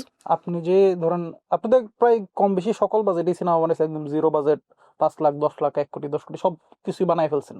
তো আপনার কাছে এই যে টোটাল যেই পার্থক্য, বাজেটের যে পার্থক্য, এখানে শুধুমাত্র আপনি একটু লার্জার টাইম পান, এটা ছাড়া কি ক্রিয়েটিভ কোনো ডিফারেন্স আছে টোটাল প্রসেসটার? আপনার কি মনে হয় যে আমি একটু জাস্ট বিগ বাজেটে আমি একটু বেশি টাইম পাইতেছি, লো বাজেটে টাইম নেই, এছাড়া টাইম বিগ বাজেটে কম পাওয়া যায় আরো। কারণ বিগ বাজেটে যেটা হয়েছে সেটা হলো যে মানুষ ইনভেস্টার অনেক তাড়াতাড়ি ইনভেস্টাই করতে চায়। সিনেমা বাজেট দিয়ে হয় না, সিনেমা হয় ক্রিয়েটিভিটি দিয়ে, সিনেমা হয় আইডিয়া দিয়ে। আসলে আমি এটা বিশ্বাসই করি না যে বাজেট হলে কি হয়, ফাইটটা ভালো হবে, ক্যামেরাটা ভালো হবে, কালারটা ভালো হবে, কিন্তু বিগ বাজেটের সিনেমা হইলেই ভালো হবে। হ্যাঁ, সিনেমা বানাতে মিনিমাম একটা টাকা লাগে, কিন্তু বিগ বাজেটের সিনেমা, আমি সুড়ঙ্গ তো তুফান থেকে অনেক কম বাজেটে ছিল, বাট সুড়ঙ্গ মানে আমি বেশি এনজয় করছি। ইভেন আমি এখন প্রেশার কুকার বানাচ্ছি, এটা আমি সবচেয়ে বেশি এনজয় করতেছি এটা বানাই। এটা আমি নিজেই প্রডিউসার, এটা আমার সাথে ইমপ্রেস ফিল্ম প্রডিউস করতেছে, কিন্তু আমি অনেক এনজয় করতেছি কারণ আমি এটা চাচ্ছি বানাইতে। তো বাজেটটা আমার কাছে কোনো ইস্যু না। আমি নতুন ফিল্ম মেকারদের বলবো বাজেট দিয়ে সিনেমা বানায় না। ওই যে রিসেন্টলি যে সিনেমাটা নেটফ্লিক্সে রিলিজ হয়েছে, যে সিনেমাটার নাম রিসেন্টলি না, মানে খুব হিট করছে, ওই যে এটা তো অনুরাগ কাশ্যপ অ্যাক্টিং করছে, আবার বিজয় সেতুপতি অ্যাক্টিং করছে, মহারাজা। হ্যাঁ। কত টাকা সিনেমা, কিন্তু কি আইডিয়া! আপনি 1 সেকেন্ড বোর হবেন না। 2টা টাইম লাইনে গল্প বলতেছে, প্রথম মনে হবে একটা টাইম লাইনে গল্প, অনেক পরে যায় মনে হচ্ছে 2টা টাইম লাইনে গল্প। কি অদ্ভুত স্টোরি টেলিং! এটা দিয়ে আমাদের শিক্ষা, এরকম সিনেমা আমাদের দেশে কেন হয় না? তো এই ধরনের সিনেমা চলতে হইতে হবে আমাদের দেশে আসলে। এটা তো ফুল কমার্শিয়াল সিনেমা, এটা তো আর্ট ফিল্মও না। এই ধরনের সিনেমা বাংলাদেশে নাও হওয়ার যে কি লজিক আছে? দুইটা খুব ডিফারেন্স হয়ে গেছে, যে একজন ভাবে যে আমরা শুধু সো কল্ড আর্ট ফিল্ম বানাবো, যে আপনি প্রথমে যেটা বলতেছিলেন যে আমার কাছে আর্ট ফিল্ম কমার্শিয়াল ফিল্ম নাই, গুড ফিল্ম ব্যাড ফিল্ম। একদম আমার কাছে মনে হচ্ছে যে বাংলাদেশের অনেকেরই এই ধরনের চিন্তা ভাবনা আছে, যে হয় এটা আর্ট ফিল্ম ঘরানার হবে অথবা কমার্শিয়াল সিনেমা হবে, এটা তো মোটেও এরকম এবং আমরা না। একটা করে ফেলি খুব সহজে, মানুষ কি করে যেন, আমার সিনেমা আপনি যদি পোড়ামন 2 দেখেন, এখানে একটা নারী প্রতিবাদ স্বরূপ সিনেমা ছিল, কিন্তু আমার যদি আপনি দামাল সিনেমা দেখেন, নারী ফুটবল টিমের গল্প ছিল। আমার পরাণে নারী ভিলেন ছিল, কারণ রিয়েল স্টোরিটা তো আসলে মেয়েটাই ছিল, ক্রিমিনাল ছিল। এখন মেয়েরা ভিলেন হয় না, মানে মেয়েরা ভিলেন, পৃথিবীর সব মেয়েরা কি, তারা তো মেয়েদের কারাগার থাকতো না, পৃথিবীতে কারাগার থাকে না। একটা শ্রেণী বানায় ফেলো রাফি, নারীদেরকে শুধু খারাপ দেখায় আর কি। তাহলে পরাণ তোমরা দেখলে কেন, মানে দামাল কেন তোমরা করলা না? পরাণ তো রিয়েল স্টোরি সিনেমা। এখন আমি সুরঙ্গ যে গল্পটা দেখাইছি, আমি একটা লোয়ার মিডল ক্লাস ফ্যামিলির গল্প দেখাইছি, গার্মেন্টস রিলেটেড। আপনি যদি গার্মেন্টস রিলেটেড গল্প দেখেন, তারা পরকীয়া করলে বউকে মেরে ফেলে। আমি এটাকে সাপোর্ট করতেছি না, এটা তো রিয়েল স্টোরি। এখন একটা কবি তার গার্লফ্রেন্ড তার সাথে পরকীয়া করলে, বা তার ওয়াইফ, সেটা চিঠি লিখে চলে যাবে, তোমাকে আমি ক্ষমা করে দিলাম। বা একটা গার্মেন্টস ওয়ার্কার তো এটা করবে না। আমি সিনেমাতে কি দেখাবো? গার্মেন্টস ওয়ার্কার তো এটা, যেটা মানে আমি তো রিয়েল সিনেমা বানাই আর কি, রিয়েলিস্টিক সিনেমা বানাই আসলে। তো ওটাই আর কি, যে মানুষ আমরা খুবই ট্যাগ দিতে পছন্দ করি, সেটা পলিটিক্যাল ট্যাগ হোক, যে কোনো ট্যাগ হোক। এই রাফি না, এটা আসলে ভায়োলেন্স, এটা শুধু নারীদেরকে খারাপ দেখানো। পৃথিবীর অনেক সিনেমা সেটা ভিলেন আমি নারীরা। বলতেছিলাম যে ইভেন বলিউডেও যখন 1997-98 সাল থেকে কাজলে একটা সিনেমা ছিল, যেখানে কাজল হলো মার্ডারার, তো তখন রীতিমতো মানুষজন রাস্তায় নেমে একটা মিছিল টিছিল শুরু করে দিয়েছিল যে মেয়েদেরকে এত খারাপ কেন দেখাইতেছে। আমাদের মনে হয় যেটা উপমহাদেশের অডিয়েন্সের একটু গ্রহণযোগ্যতার বিষয় আছে, তারা এতটা ম্যাচিউর হয় না, এটারও একটা ব্যাপার থাকতে পারে, যেটা মনে হয় আর কি। আচ্ছা, আমার তুফান তাণ্ডব নিয়ে আরেকটা জাস্ট প্রশ্ন ছিল যে আপনি যখন শাকিব খানকে নিয়ে মুভি বানাইলেন, যে শাকিব খানকে ট্রেডিশনালি আমরা যেভাবে দেখে অভ্যস্ত, আপনি তাকে দিয়ে, অবশ্যই সে খুবই ভালো অভিনেতা, আপনি তাকে দিয়ে যে ডিফারেন্ট কাইন্ডের অভিনয় বের করলেন এবং আরো অনেকগুলো এলিমেন্ট ছিল যে এরকম অ্যাকশন সে হয়তো আগে কখনো করে নাই, এই ব্যাপারটা আপনি কিভাবে হ্যান্ডেল করছেন এবং হাউ ওয়াজ দ্য জার্নি? মানে আপনি যখন এটা করতে চাইছেন, মানে অবশ্যই আমি যদি এখন শাকিব খান ভাইকে যে এটা বলি যে আমি একটা এরকম মুভি বানাবো, সেও এটা অ্যাকসেপ্ট করবেন, আপনি ওই জায়গাটা অলরেডি তৈরি করে নিছেন, but how was the whole journey যে আপনি তাকে দিয়ে এই কাজটা যে করাচ্ছেন? সাকিব ভাইয়ের সাথে আমার পড়ানোর পর থেকে কথা হতো মাঝে মাঝে, উনি একটু অ্যাপ্রিসিয়েট করতো আমাকে। এবার আমাদের সিনেমা হওয়ার কথা ছিল প্রেমিক, সেটা সামহাও হয়নি, আমি সুরঙ্গ করে ফেললাম। তখন ফ্যান ওয়ার লেগে গেল সুরঙ্গ সময়, মানে সাকিব খান ভার্সেস রায়হান রাফি ভার্সেস নিশু। তারপর আমি তুফানের গল্প দেখলাম, সাকিব ভাইকে অ্যাপ্রোচ করলাম, সেটা সাকিব ভাই করলো। সাকিব ভাই আমাকে আসলে বিশ্বাস করতো, এবং এখন আমাকে উনি অনেক পছন্দ করে। উনি আমাকে ওই বিয়েটা করছিল, মানে আমি আমাকে আমার ভিশনটাকে উনি বিশ্বাস করতে পারছিল আর কি। এবং ওনাকে অনেক শুকাইতে বলছে, উনি অনেক শুকাইছে। এবং ওনার যে অ্যাক্টিং ক্যাপাসিটি, অ্যাক্টিং লেভেল, 2টা শ্রেণীর ক্যাটাগরি অ্যাক্টিং একটা। তো উনি একটার ভালো আসলে আমার কাছে মনে হয়েছে। এটা আমি তাণ্ডবে এসে আরো রিয়েলাইজ করছি। তাণ্ডবের পর সিনেমাটা কিন্তু ছিল হাস্কি ভয়েসের। তো তাণ্ডবে এসে আমি দেখছি, এবং তুফানের একটা সিন আছে আমার খুব পছন্দের সিন, সেটা হলো যে ইনস্ট্যান্ট স্ক্রিপ্ট দেখছি আমি, স্ক্রিপ্টে ছিল না এটা। ওই যে 1 টেকের পরে ওনার বাবাকে মেরে ফেলে, ওই যে ওনার বাবাকে গুলি করে, তুমি কেন করলা এটা, বিমানে করলা। ওই সিনটা করার সময় আমি বুঝছিলাম যে উনি খুবই ভালো অ্যাক্টার। এবং একটা শর্ট ছিল যে উনি ওই যে তুফান থেকে ওই যে হেঁটে হেঁটে আস্তে আস্তে করে উনি হাঁটাটা চেঞ্জ করে ফেলে। তো সাকিব ভাই কিন্তু অনেক ভালো অ্যাক্টার, ওনাকে হয়তো এরকম করে কেউ ইউজ করে না আসলে। তো তাণ্ডবে তো আমি ওনাকে ইম্প্রোভাইজ করাইছি, চেঞ্জ করাইছি, খুব মজা পেয়েছি ওনার সাথে কাজ করে, এবং উনি এটা করতে চায় আর কি। আপনি ওনার নিয়ে আরো একটু এক্সপেরিমেন্টাল কিছু ট্রাই করে দেখেন, মানে পিওর না, এক্সপেরিমেন্টাল। আমি এখন একটা জিনিস চিন্তা করছি, সেটা হলো কি অনিম না, হ্যাঁ হ্যাঁ, আমি আসলে আমার জন্য সিনেমা বানাবো। মানে এখন আমার সবসময় কি দায়িত্ব, আমি যতটুকু দায়িত্ব ছিল আমার ইন্ডাস্ট্রির জন্য, প্রতি বছর সিনেমা দাও, আমার একটা উচিত এখন একটা রাজকে নিয়ে সিনেমা বানানো, আমার উচিত সিয়ামকে নিয়ে একটা সিনেমা বানানো, আমার একটা উচিত নিচু ভাইকে নিয়ে একটা সিনেমা বানানো। এটা কিন্তু ডিরেক্টরের দায়িত্ব না। অবশ্যই অবশ্যই। আমার যেটা গল্পের ফ্লো যেটা কাজ করবে সেটা বানানো উচিত। আমার যখন মনে হবে তুফান 2 আমার এখন বানাইতে হবে, আমি তখন তুফান 2 বানাবো। আমি 4 বছর 4টা সিনেমা দিছি ব্যাক টু ব্যাক। আল্লাহ তালা আমাকে একটা জায়গা দিছে, দর্শক আমাকে ভালোবাসে, আমি এটা ধরে রাখতে চাই। আমার এখন সময় এক্সপেরিমেন্ট করার। আমি তুফান 2 বানাবো, খুব তাড়াতাড়ি বানাবো, অলরেডি স্ক্রিপ্টিং করতেছি, নেক্সট ইয়ারই ইনশাল্লাহ, এই ইয়ারেই শুট শুরু হয়ে যাবে। আমি নতুন অ্যাঙ্গেলে সিনেমা বানাবো, আমি আরও বেশি হলিউড ভাবে যারা সারা ওয়ার্ল্ডে সিনেমা দেখে সেরকম কিছু বানাবো, সেটা রায়হান রাফির মতো হবে। আমি সময় নিছি আর কি, টাইম নিছি যে আমার কি কি ভুল আছে আর কি। কিন্তু আমি আসলে ওনাকে নিয়ে আমার একটা এক্সপেরিমেন্ট করা উচিত, এভাবে সিনেমা বানাবো। সিনেমাটা আসলে ম্যাজিক, এটা মন থেকে যেটা আসে সেটা বানাতে হয়। অনেক আছে না যে নায়ককে নিয়ে সিনেমা বানায় বা শুধু কমার্শিয়াল, তাহলে আমি এখন প্রেশার কুকার বানাতাম না আসলে। আমি এখন আমার হাতে অনেকগুলো ফ্র্যাঞ্চাইজি আছে, আমার হাতে এখন তুফান 2 আছে, আমার হাতে সুড়ঙ্গ 2 আছে, এগুলো বাদ দিয়ে আমি একটা হাইপারলিঙ্ক সিনেমা কেন বানাচ্ছি?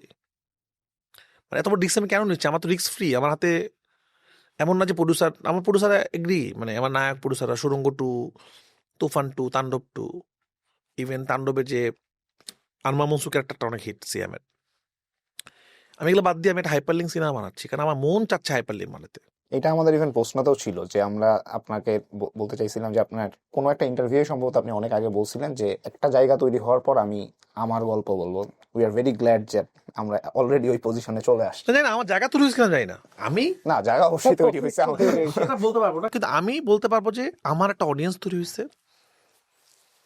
একটা ফিল্ম ডিরেক্টরের সব সিনেমা ভালো লাগবে, ইনারি তো সব সিনেমা ভালো লাগে না মানুষের, কিন্তু আমি আমার আমি চিন্তা করতে হবে না আমাকে অডিয়েন্স কি খায় সেটা আমি বানাবো। আমি যখন লিচুর বাগান বানাই এটা ব্যাকফায়ার করছো কিন্তু শুরুতে, এখন আস্তে আস্তে হিট হচ্ছে। এটা কি কোক স্টুডিওর গান? মানে কোক স্টুডিও তো কেউ না কেউ করছে, মানে আমি পালা গান ঢুকাইছি গানের সিনেমার মধ্যে, কিন্তু এখন আস্তে আস্তে গানটা হিট হয়ে যাচ্ছে, মানুষ সব গান। তো প্রেশার কুকার এমন একটা ছবি, মানুষ কল্পনা যা করেনি তা গল্প মানুষ দেখবে সিনেমা হলে। হাইপারলিঙ্ক মানুষ কল্পনা করে নাই আমাদের বাংলাদেশে। এবং আমি এই ধরনের সিনেমা, এটা আমাদের অরিজিনাল গল্প, এই গল্পগুলো যখন ওয়ার্ক করবে, এই গল্পগুলো যখন হিট করবে, তখন নতুন ফিল্ম মেকাররা সিনেমা মানে দেখেন, একটা নতুন ফিল্ম মেকার শুরুতেই একটা তুফান বানাতে পারবে না, এই টাকা কেউ দিবে না। কিভাবে? কারো যদি টাকা না থাকে সেজন্য বিভিন্ন কাস্টিং দিয়ে সিনেমা বানায় ফেলে, সিনেমা গল্পে সিনেমা চলবে, সেটা আমার টার্গেট। তো আজকে আমি কেন এটা শুরু করলাম, আজকে একটা অন্য ডিরেক্টর যদি এক্সপেরিমেন্টাল সিনেমা বানায়, মানুষের গ্রহণ নাও করতে পারে। রায়হান রাফি কি বানাচ্ছে গ্রহণ করবে। আমি আমার অডিয়েন্সদেরকে বলবো, আপনার মাধ্যমে যারা আমার সিনেমা দেখেন তারা আমার প্রেশার কুকার দেখবেন। এটা আমার জার্নি, আমি যে এই ধরনের সিনেমা বলতে চাই, যে ধরনের সিনেমা সারা পৃথিবীতে চলে সেই ধরনের একটা সিনেমা, শুধুমাত্র বাংলাদেশের জন্য আমরা এটা বানাই নাই, এটা সারা পৃথিবীর, শুধু বাংলা ভাষাভাষী না, সারা পৃথিবীর সকল ভাষাদের জন্য আমি সিনেমা বানাইছি।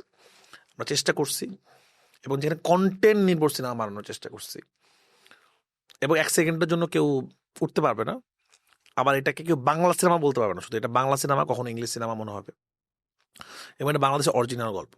তো এই ধরনের যে গল্প যদি ওয়ার্ক করে, আরও বেশি এই ধরনের গল্প হবে। তো আমি আপনাদের মধ্যে যারা তরুণ আছে তাদেরকে বলবো, এই ধরনের সিনেমাকে আমাদের অ্যাপ্রিসিয়েট করা উচিত। তুফান তাণ্ডব তো হবেই, এই ধরনের সিনেমা অ্যাপ্রিসিয়েট করা উচিত, এবং আমি অনেক কনফিডেন্ট এই সিনেমাটা নিয়ে। এমনি আপনারা একটা প্রশ্ন, প্রেশার কুকার নামটা শুনে কি মনে হচ্ছে? এটা কি, মানে এটা কি ইন্টারেস্টিং নাম না, মনে হচ্ছে? obviously- আপনাদের প্রথম আমি অডিয়েন্স থেকে বললাম যে নামটা, না, Obviously, নাকি শুনে মনে হচ্ছে যে না এটা কি ধরনের নাম? এটা খুবই ইন্টারেস্টিং। খুবই ইন্টারেস্টিং। আমি এই আপনার ওই এক্সপেরিমেন্টাল ইন্টারেস্টিং গল্প থেকে যেটা বলতেছিলাম একটু আগে, যে আমি পার্সোনালি বা আমরা দুইজনই হরর জনরাটার খুবই ফ্যান। এবং ফ্যান হওয়ার সাথে ওই জিনিসটা দুঃখ আর অনেক বেশি যে আমাদের মেইন স্ট্রিমে, ধরেন ওটিটিতে নুহাস ভাই কিছু কাজ টাজ করছেন, বাট মেইন স্ট্রিম সিনেমা যেগুলারে বলে ওইগুলোতে আমরা এখনো proper technical VFX, cinematography, proper set, production, budget এগুলো নিয়ে কখনো কাজ হয়নি। তো আপনি যেহেতু টেকনিক্যালি সাউন্ড জিনিসটা এর আগে অনেক সিনেমাতে প্রমাণ করছেন, আপনি যখন এই জনরাটাতে আসছেন জিনিসটা খুবই খুশি হয়েছি। তার থেকেও আর একটা ইন্টারেস্টিং বিষয় যে শাকিব ভাই এবং সুমন ভাই সিনেমার গল্পে কাজ করছেন। তারা বেসিক্যালি আমাদের যে ছোটবেলা থেকে বড় হওয়া ভূত স্টিম, ভূত এফএম এগুলোর সাথে ছিলেন, তাদের নিজেদের একটা হরর জার্নি আছে। তো এই সিনেমাটা পুরো প্রসেসটা একটু জানতে চাচ্ছিলাম আর কি। এটার গল্পটা একটু বলতে গেলে, আমার প্রথম সিনেমা থেকে একজন লোক, আমি আবার কিন্তু আমার সমালোচনা দেখি। তো একজন লোক সাকিব চৌধুরী, ওনাকে আমি চিনি না, উনি আমার সিনেমার সমালোচনা প্রশংসা করছে পোড়ামন 2 থেকে আমার জার্নিটা। উনি আমার সিনেমা, ওনার সাথে কথা হতো না, উনি আমার সিনেমা আসলে উনি হলে যেত, উনি আমার সিনেমা দেখে রিভিউ করতো, ওনাদের যে গীতমিক যেটা আছে, এবং দেখতাম উনি আমাকে একটু কম পচাইতো আর কি, সবাইকে তো ধুয়ে দিত আর কি। তো পরে আমি ওনার আদনান আকিব খানের সাথে আমি তাণ্ডব করলাম, তুফান করলাম, লিখলাম আমার সাথে। উনি আগে গায়নাবাজি লিখছিল, কো রাইটার। আমি যেটা করি, আমি গল্পটা আগে লিখি, তারপর আমি একজন রাইটারের সাথে বসে ডায়লগটা লেখাই আর কি। তো দুজন মিলে করি আর কি। তুফান তাণ্ডব বিবেকম করে করলাম। তারপর তুফানের সময় উনি আমাকে বললো যে আমরা একটা সিনেমা প্ল্যান করতেছি, তো আপনার সাথে বসতে চাই। তো আমি বললাম আমি তো আসলে কারো গল্পে কাজ করি না, আমার নিজের তো গল্প আছে, আমি আরেকজনের গল্পে খুব একটা কাজ করি না, এবং আমি বুঝতাম না আরেকজন গল্পে কাজ করলে কেমন লাগবে। তো উনি বললো শুনে দেখেন। তো আমি শুনলাম গল্পটা, গল্প শুনে মুগ্ধ হয়ে গেলাম আর কি। এবং এটা শুট তখন আমি তো চিন্তা করলাম শুট করবো, এবং তারা একটা ভালো সিনেমা বানাতে চায়, তাদের ভীষণ অনেক বড়। আমার মাথায় আকাশ উঠেছে, মানে আমি যা চিন্তা করছি তুফান তাণ্ডবে বা যা এগুলো থেকে বাইরে যে অন্য লেভেলে চিন্তা করছে তারা, হিউজ বাজেট। যে কারণে আমার আন্ধার কিন্তু আমার 1 বছর ধরে পোস্ট হচ্ছে, 1 বছর শুট শেষ করে ফেলছি অনেক আগে। এরপরে আমার অন্য সিনেমা রিলিজ হবে। আন্ধার প্রায় 1 বছর 50% ভিএফএক্স আছে এই সিনেমাতে। এটা হিউজ লেভেলের জিনিস আমরা বানানোর চেষ্টা করছি আর কি। তো অন্য গল্পে কাজ করে আমি অন্যরকম মজা পাইছি। এটা অন্য ফিলোসফি থাকে, একটা নিজের ভাবনা, আরেকজন মানুষের ভাবনা, এবং প্রপার স্ক্রিপ্ট। মানে আমার এখন পর্যন্ত আমার মানে স্ক্রিপ্টটা পড়ে মুগ্ধ হয়ে গেছে আমি আসলে। এবার সুমন ভাইয়ের আইডিয়া ছিল, সুমন ভাই এবং সাকিব চৌধুরী, তারপর আদনান আকিব খান, সাকিব ফ্যামিলি লিখছে। তারা প্রায় 12 বছর ধরে গল্পটা লালন পালন করছে। আমি খুব কৃতজ্ঞ, তারা বিজ্ঞাপনের মানুষ, তারা বিজ্ঞাপন মানায়। তাদের সাথে বাংলাদেশের সব বড় বড় নির্মাতার পরিচয়। তারা যে আমাকে সিলেক্ট করছে, এটা আমি মুগ্ধ আসলে। এবং আন্ধার বাংলা সিনেমার ভিজুয়াল চিন্তাধারাকে চেঞ্জ করবে। একটা বাহুবলী যেরকম আসলে ইন্ডিয়ান ভিজুয়াল চেঞ্জ করছে, আমি বলছি না বাহুবলীর মতো ভিজুয়াল, বা একটা ধরেন তুম্বার যেরকম একটা আমার খুব পছন্দের ছবি, হাওয়া যেরকম বাংলাদেশে একটা ভিজুয়ালি একটা আউটস্ট্যান্ডিং ফিল্ম ছিল, আন্ধার টেকনিক্যাল এবং ভিজুয়াল বাংলাদেশে একটা সিনেমা হবে, যেটা কিনা মানুষকে আমরা চেষ্টা করতেছি ওই জায়গা নিতে ওইটা। এবং এই প্রথম আমি আমার গল্প ছাড়া কাজ করছি, অন্য কার গল্প। এবং সামনে এটা করতে যে আমার এমন আরাম পাইছি, আমি একসাথে কাজ করতে গিয়ে আমি এটা এনজয় করা শুরু করছি। আমি সামনে হয়তো অন্য রাইটারের গল্পে কাজ করব, ওটা ডিফারেন্ট একটা মজা আছে। এই টপিকে একটা প্রশ্ন ছিল আমাদের, যে আপনার কি এরকম কোনো উপন্যাস বা কোনো ছোট গল্প এরকম পছন্দের আছে কিনা, যেটা আপনি পড়ার সাথে সাথে ভাবছেন যে এটা নিয়ে হয়তো একটা মুভি বানানো যায়, বা আপনি কখনো বানাবেন কোনো? না, এরকম হয় নাই, কিন্তু আমার যেটা হয়েছে কি, মানে কি হয়, মানে আমার এত গল্প জীবনে, আমি তো ইমাজিনেশন পাওয়ার আমার ভালো। আমার খুব একটা ওরকম করতে হয় নাই, মানে আমি বানাতে পারবো না ওরকম। হুমায়ুন আমাদের অনেক গল্প পড়ে মনে হয়েছিল আর কি। যখন আমি ভাবি তখন আমার আরেকটা বেটা গল্প মাথায় চলে আসে। আমার সিরিয়ালে এত গল্প বাকি আছে বানানো এখনো, ওগুলো বানায় মারা যেতে চাই আর কি। তো ওরকম কখনো হয় না। কিন্তু আমি কি চাই, মানে কোনো স্ক্রিপ্ট পড়ে যদি আমার মধ্যে উত্তেজনা কাজ করে, তাহলে সেটা আন্ধার পরে আমার উত্তেজনা কাজ করছে যে আমি এটা বানাইতে চাই, এরকম উত্তেজনা কাজ করতে হবে আমার কোনো গল্পে। যেমন এই যে সিনেমাটার নাম বললেন, যে মহারাজা স্ক্রিপ্ট পাইলে আমি মনে হতো আমি এটা বানাতে চাই আর কি। এখানে অদ্ভুত লেভেলের সাইকোলজি আছে, এবং পেশকে অদ্ভুত লেভেলের শাস্তি দিচ্ছে। তো এরকম আন্ধার পরে আন্ধার পাতে যদি এরকম হয়, সামনে একটা প্ল্যান হচ্ছে, আমি আরেকজনের রাইটার লিখতেছি, সেটা আমি এখন ফ্লাশ করবো না। ওই কোলাবোরেশনটা যদি বাংলাদেশে হয়, এটা বাংলাদেশে আমার রায়হান রাফির সাথে, যিনি তার গল্পে আমি কাজ করছি, সেটা একটা ম্যাসিভ কিছু একটা হবে। তো আমি এখন এটা বলতে চাই না, প্রেশার কুকারের পরে হয়তো বলবো। আপনার এমনিতে এখন ফিল্মের ক্রোনোলজিক্যালি আসলে কোনটার পর কোনটা আসতেছে? আপনি তো ফার্স্টে কি আন্ধার আসছে, না লেটেস্টটা যেটা? প্রথমে আসবে প্রেশার কুকার, আচ্ছা, প্রথম ফার্স্ট প্রেশার কুকারের কাছে। তারপর আসবে আমার অন্য সিনেমা একটা, তারপর আন্ধার আসবে, তারপর তুফান 2 আসবে। আমার latest cinema I hope pressure cooker, যেটা আমি শুট করতেছি অলরেডি। শুটের মাঝখানে আপনার সাথে আমি কথা বলতেছি। Thank you. আমি খুব এক্সাইটেড এই শুটটা করতে গিয়ে। ভেরি গ্ল্যাড যে আমাদের টাইম দিয়েছেন, এবং এটা জেনে আরো বেশি গ্ল্যাড যে প্রেশার কুকার নিয়ে আপনি আজকে যা যা বলছেন, we are really waiting for it. আমার কাছে যেটা মনে হয়েছে যে এটা আমার প্রথম প্রডিউসিং ফিল্ম। কানন ফিল্মস, কানন আমার মার নাম, কারণ আমার মার চেনের টাকা দিয়ে আমার প্রথম সিনেমা, এই জন্য আমার নাম কানন ফিল্মসের প্রথম প্রযোজিত সিনেমা। তো আমি এমন একটা সিনেমা দিয়ে নিজে প্রডিউসিং শুরু করতে চাচ্ছিলাম, যেন আমি নিজেকে স্টাবলিশ করার জন্য অনেক রকম সিনেমা বানাইছি, আমাকে কেরিয়ার ঠিক করার জন্য, আমার জায়গাটা। এই যে আমি সিনেমা প্রডিউস করতে পারতেছি কেন, এটা তো আমার ওই সিনেমাগুলো দিয়ে হয়েছে আসলে। কিন্তু কানন ফিল্মসের সিনেমা যেগুলো কানন ফিল্মস প্রডিউস করবে, সেগুলো ওইরকম সিনেমাই হবে যেগুলো ইন্টারন্যাশনালি, এমন সিনেমা যেটা বাংলাদেশেও ঠিকঠাক সিনেমা হবে এবং ইন্টারন্যাশনালিও ঠিকঠাক হবে। তো কানন ফিল্মসের সিনেমাগুলো এখন এরকম সিনেমাই হবে আর কি। এই জন্য আমার প্রথম সিনেমা, প্রডিউসিং সিনেমা এটা ওরকম ভাবে বানাতে চাই আর কি। এবং আমি এটা সবচেয়ে প্রিপারেশন বেশি করতেছি অনেকদিন ধরে। যারা এখানে অভিনয় করছে আমার সবচেয়ে প্রিয় অভিনেতা যাদের আমি এতদিন জার্নিতে পাইছি, যাদের ম্যাজিক্যাল পারফরমেন্স, তাদেরকে নিয়ে আমি কাজটা করতেছি। আমাদের দুজনেরই অসম্ভব প্রিয় একটা কাজ হলো ব্রেকিং ব্যাড, ভিন্স গিলিগানের। যে বেটার কল সল সে যখন বানাইছে পরে, ওইটা অনেকটা ক্ষেত্রেই আরো বেশি পছন্দের। এবং আপনার এই জার্নি আপনি যখন বলতেছিলেন যে এই যে প্রেশার কুকার পর্যন্ত আসার, ওইখানে একটা ভিন্স গিলিগানের একটা কথা আছে না, যে ওই I didn't do anything wrong in Breaking Bad, but I did everything right in Better Call Saul. So আপনার ওই যে আগের ফিল্মগুলোর সাথে যে প্রেশার কুকারের যে ইটা, যে আপনার আগেরগুলোও সব ঠিকভাবে সবকিছু বানাইছেন, কিন্তু প্রেশার কুকারে আপনি ওই রাইটটা অর্জন করছেন যে এখন আমি নিজের মতো করে সবকিছু করারই করবো। আমি কেন এটা নিজে প্রডিউস করতে জানেন, মানে আমার যদিও প্রডিউসাররা আমাকে বাধা দেয় না, কিন্তু একটা প্রেশার থাকে আমার যে আমি ইনভেস্ট করছি, আমার টাকাটা রিটার্ন লাগবে। আমি কেন নিজে ইনভেস্ট করতেছি এখানে? এবং আমার সবচেয়ে পছন্দের মানুষ ফরিদুল সাগর, উনি আমার বাবার মতো আর কি, আমি ভাই বলে ওনাকে। উনি শুধু আমার না, উনি মোস্তফা ফারুকী থেকে শুরু করে অনেক বড় বড় ডিরেক্টরকে সাপোর্ট করছে। ওনাকে যখন আমি বললাম আমি প্রডিউস করছি, উনি বলছে আমি আসি এখানে, আমি থাকবো। উনি আমাকে একটা সাপোর্ট দিচ্ছে এখানে। তো আমরা একসাথে মিলেই কাজটা করছি। উনি গল্প শুনে নেই, কিচ্ছু শুনে নেই, বলছে তুমি তোমার ভিশন করো। আমাকে বিশ্বাস করছে। আমি কেন, আমার সবসময় এটা বলতাম, আমি এক্সপেরিমেন্ট নিজের টাকায় করতে চাই। এখানে আমি যদি এটা ফেল করি, আমি নিজে ফেল করবো, আমি নিজের, মানে আমি আরেকজনের টাকায় এক্সপেরিমেন্ট করে কাউকে ডুবাইতে চাই না। মানে আমি খুবই কনফিডেন্ট। তো আমি এই জন্য নিজেই শুরু করছি, মানে আমার কোনো বাধা না আসে, মানে আমি আমার মতো বানাতে পারি। আমাকে যেন কেউ না বলে একটু নায়ক হইলে ভালো হইতো, একটু গান হইলে ভালো হইতো, একটু এরকম হইলে ভালো হইতো, এরকম যেন কেউ না বলে, যেন আমি নিজে এটা শুরু করছি। তো জানি না, এটা আমার হয়তো রাইট ডিসিশন। হয়তো আমার জীবন নিয়ে কোনোদিন কিছু লেখালেখি হইলে এখানে আসবে যে রায়হান রাফির পিক মোমেন্টে রায়হান রাফি তাণ্ডব তুফান টু না বানিয়ে প্রেশার কুকার বানাইছে। এটা শুনতে উইয়ার্ড শুনতে পারে, বাট আমি আপনার থেকেও বেশি চাই সিনেমাটা ওয়ার্ক করুক, কারণ আমরা তো এই ধরনের এক্সপেরিমেন্টাল সিনেমাই চাই আমি ইন্ডাস্ট্রিতে। বিশ্বাস করি একটা জিনিস, মানে সেটা হলো যে সততার সাথে যে কিছু বানানো হয়। একটা সিনেমা, ওই যে অনুরাগ কাশ্যপ একটা ইন্টারভিউ দেখতেছিলাম, একটা সিনেমা এমন জিনিস, এটা যদি এখন ওয়ার্ক নাও করে, 40 বছর পরে যা ওয়ার্ক করতে পারে। অনেক সিনেমা ফ্লপ সিনেমা পরবর্তীতে কাল ফিল্ম হয়েছে। যেমন আমি মাছরাঙা টিভিতে কজন একটা ইন্টারভিউ দিচ্ছি গেছিলাম অনেকদিন আগে। তোর বলছে আপনার কেমন লাগছে? আমার ব্যাক টু ব্যাক হিট, মানে তুফানের পরে হেট্টিক হিট, মানে পরাণ। হেট্টিক হিট তো হয় না মানুষের, হেট্টিক ব্লকবাস্টার। পরাণ, সুড়ঙ্গ, তুফান, তিনটাই ব্লকবাস্টার একটা ডিরেক্টরের। আমি যদি এখন এটা নিয়ে অনেক বেশি উত্তেজিত থাকি, একদিন এমন হবে যে আমার সিনেমা ওয়ার্ক করবে না, হিট হবে না, বাট ভালো ছবি, তখন আমি উত্তরটা কি দিব? তো এটাতে মানে উচ্ছ্বাসিত হওয়ার কিছু নাই। আমার এখন টাইম ভালো যাচ্ছে, আমার সিনেমা হিট হচ্ছে, আমার একদিন টাইম ভালো যাবে না? আমি এমন এমন থট সিনেমা বানাবো, মানুষ বুঝবেই না, হয়তো অনেক বছর পর যায় বুঝবে।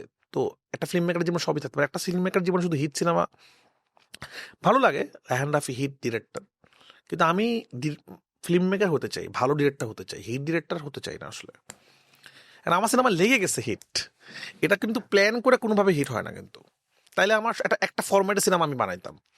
পরাণ একটা ফরম্যাটের, সুরঙ্গ আরেকটা ফরম্যাটের, তুফান আরেকটা ফরম্যাটের, তাণ্ডব আরেকটা ফরম্যাটের, এবং বারবার আমি এক্সপেরিমেন্ট করছি। তো আমার কাছে মনে হয়েছে ওই যে আমি ওটা চাই না। আমি পেশা করে আমার, হ্যাঁ আমি জানি বিজনেস কিভাবে করতে হয়, আমি জানি পেশা করে আমি বিজনেস করে ফেলবো। আমি যে টাকা বানাচ্ছি সে টাকা আমি উঠে যাবে। আর বিজনেস করাতে চাই, কারণ এই ধরনের সিনেমা বিজনেস করলেই আরও এই ধরনের সিনেমা সবাই বানাইতে পারবে আসলে। নতুন ফিল্ম মেকারদের জন্য এটা খুব ইম্পর্টেন্ট, গুরুত্বপূর্ণ ব্যাপার। নাহলে নতুন ফিল্ম মেকাররা নায়ক নায়কের পিছনে ঘুরতে ঘুরতে জীবন শেষ হয়ে যাবে। তো আমার কাছে মনে হচ্ছে এটা যেটা অনুরাগ কাশ্যপ শুরু করছিল বিভিন্ন সিনেমা দিয়ে, এখন তারা খুব ভালো সাকসেসফুল, নেটফ্লিক্স বড় বড় সিরিজ তারা বানাচ্ছে। আমার একটা প্রশ্ন ছিল যে আপনি তো বেসিক্যালি এখন ডিরেক্টরদের মধ্যে আপনি সব থেকে মোটামুটি পপুলার আছেন, বা আপনার কাজ মানুষজন দেখতেছে। আপনার পছন্দের কারেন্ট সিনেমা বা সিরিজ কি, বা ওয়েব সিরিজ বাংলাদেশি বলতে পারেন? বাংলাদেশে হ্যাঁ, বা আপনার কারেন্টই তো না, বাট আপনি যে আপনি বাংলাদেশের বাইরেও বলতে পারেন। হ্যাঁ, আমি বাংলাদেশে আমার বলি, আগে দেশের কথা বলি। আমার ফারুকী ভাইয়ের কাজ খুব পছন্দ ছিল। ফারুকী ভাইয়ের আমি 420 খুব ভালো লাগছিল আমার। ফারুকী ভাইয়ের সামথিং লাইক অ্যান অটোবায়োগ্রাফি দেখছিলেন?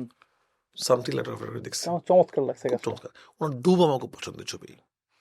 ডুব আমি অনেক বেশি কানেক্ট করছি আমার বাবা মারা যাওয়ার পর। উনি তো পার্সোনাল স্টোরি বলছে, ওনার বাবাকে নিয়ে উনি বলছে।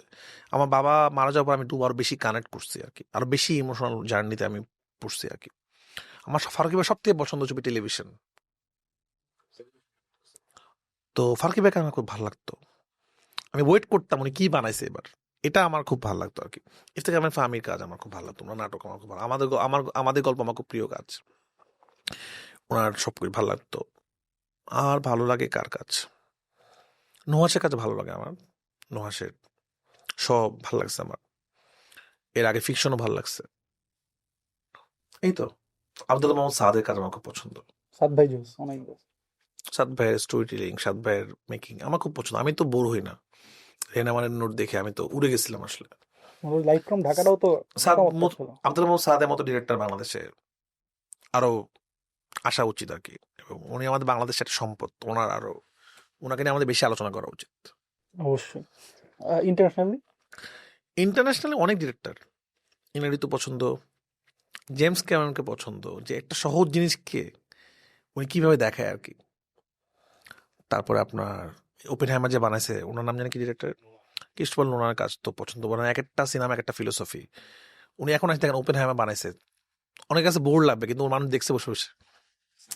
না, অনেক কাছে আছে না যে উনি ইয়ে লাগবে আর কি, কিন্তু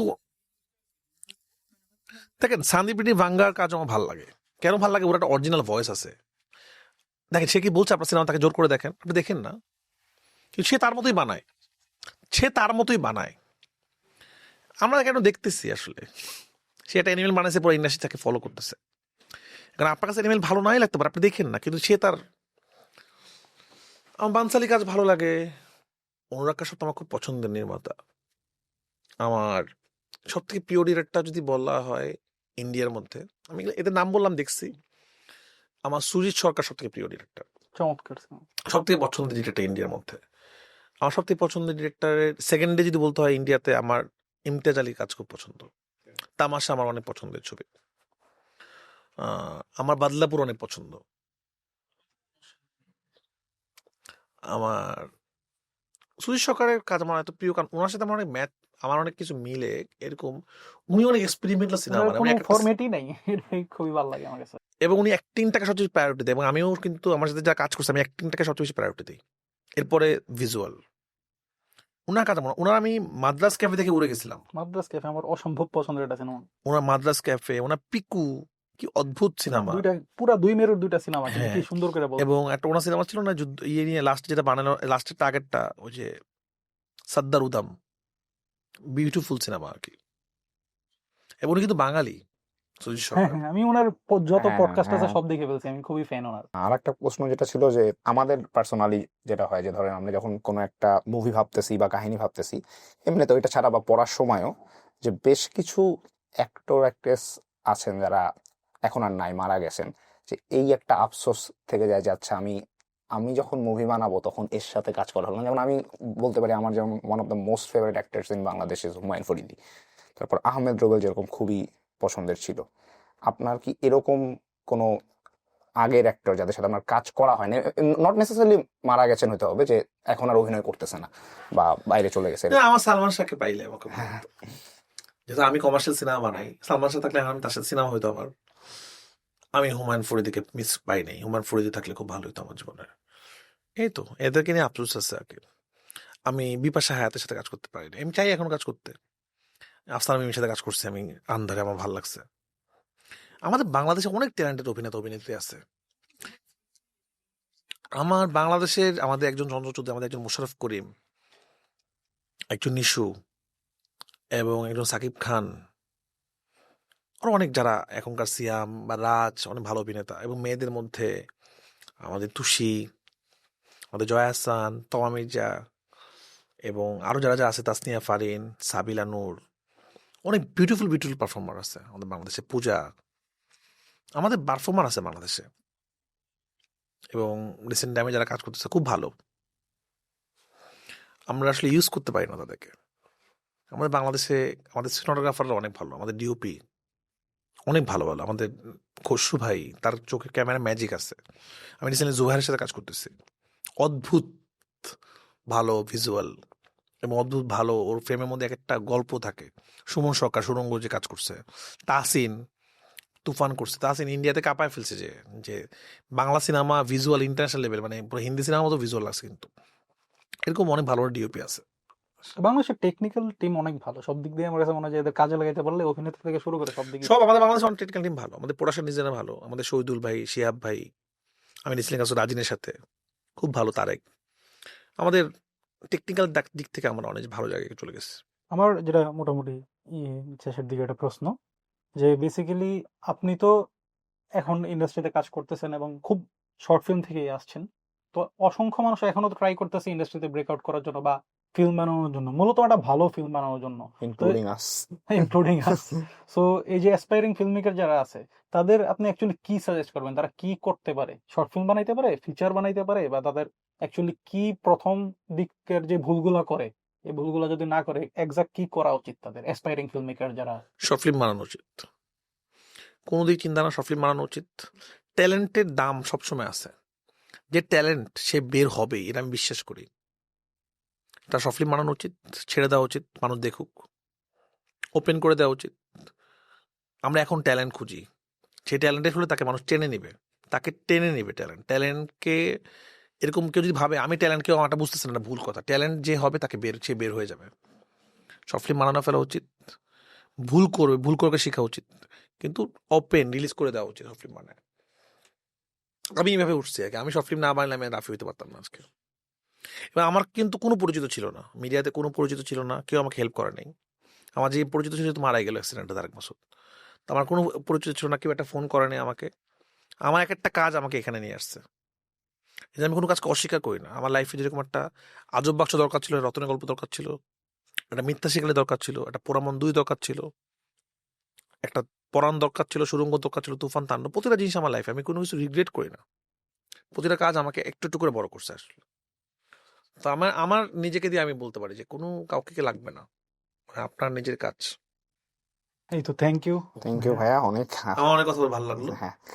এবং চাই আপনার খুব তাড়াতাড়ি সিনেমা বানান। এবং Thank you. এবং আপনার এই যে শুটিং এর মধ্যে যে আমাদের টাইম দিয়েছেন, স্পেশালি আমি যেরকম বললাম যে আমি তো আর 5 দিন আছি, বেসিক্যালি আসছিও 4 বছর পরে। তো এর মধ্যে যে ফার্স্ট পডকাস্টে আপনাকে পাইছি, না, আমি খুবই লাকি, কারণ আপনাদের সিনেমা নিয়ে আপনাদের ভালোবাসার জায়গাটা আমি দেখছি, ডিটেলিং জায়গাটা দেখছি, আমি খুব পছন্দ করছি এটা। এবং আমার সাথে অনেক থটও মিলে আর কি। তো আমি চাই আমার এই ইয়েটা, আমি খুবই ওপেন কথা বলার চেষ্টা করছি। আমি চাইছি আমার কথাগুলো দিয়ে যেন নতুন ফিল্ম মেকাররা যদি একটু হলে ইন্সপায়ার হয়। আমি সবাইকে বলবো যে মানে সবসময় এটার জন্য ওয়েট করেন না আমার টাকা হলে আমি মানতাম, যা আছে এখন তো মোবাইল ফোনে শ্যুট করা যায়। আমরা তো শ্যুট করা জিনিস পাইতাম না, আপনি শ্যুট করেন, এখন সবাই এডিট করতে পারে, মানে শ্যুট করে এডিট করে রিলিজ করে ফেলেন, মানে কিছু একটা করে নাকি। মানে আমরা সব ভাবি যে আমি একদিন কিছু একটা বানাবো, কোনো একদিন এটা বেস্ট হইতে হবে, এরকম না। আপনি বেস্ট হয়ে যাবে, আপনি বানায় ফেলেন নাকি, বানাইলেই হবে। আসলে অনেক চিন্তা ভাবনা করে জীবনে কিছু হয় না আসলে। এটা একটা ভালো সাজেশন দিয়েছেন। আসলে আমরা একটু ওভারথিংক করি। আমরা ওভার থিঙ্ক করি, কি হবে, কেমনে হবে, কেন দেবে, এত টেনশন করে লাভ নাই। বেস্টের থেকে বেস্ট হইতে হবে না, মন যা চাচ্ছে তা বানায় ফেলা উচিত আসলে। যতটুকু ক্যাপাবিলিটি আছে। হ্যাঁ, কপালে যা থাকবে তা হবে।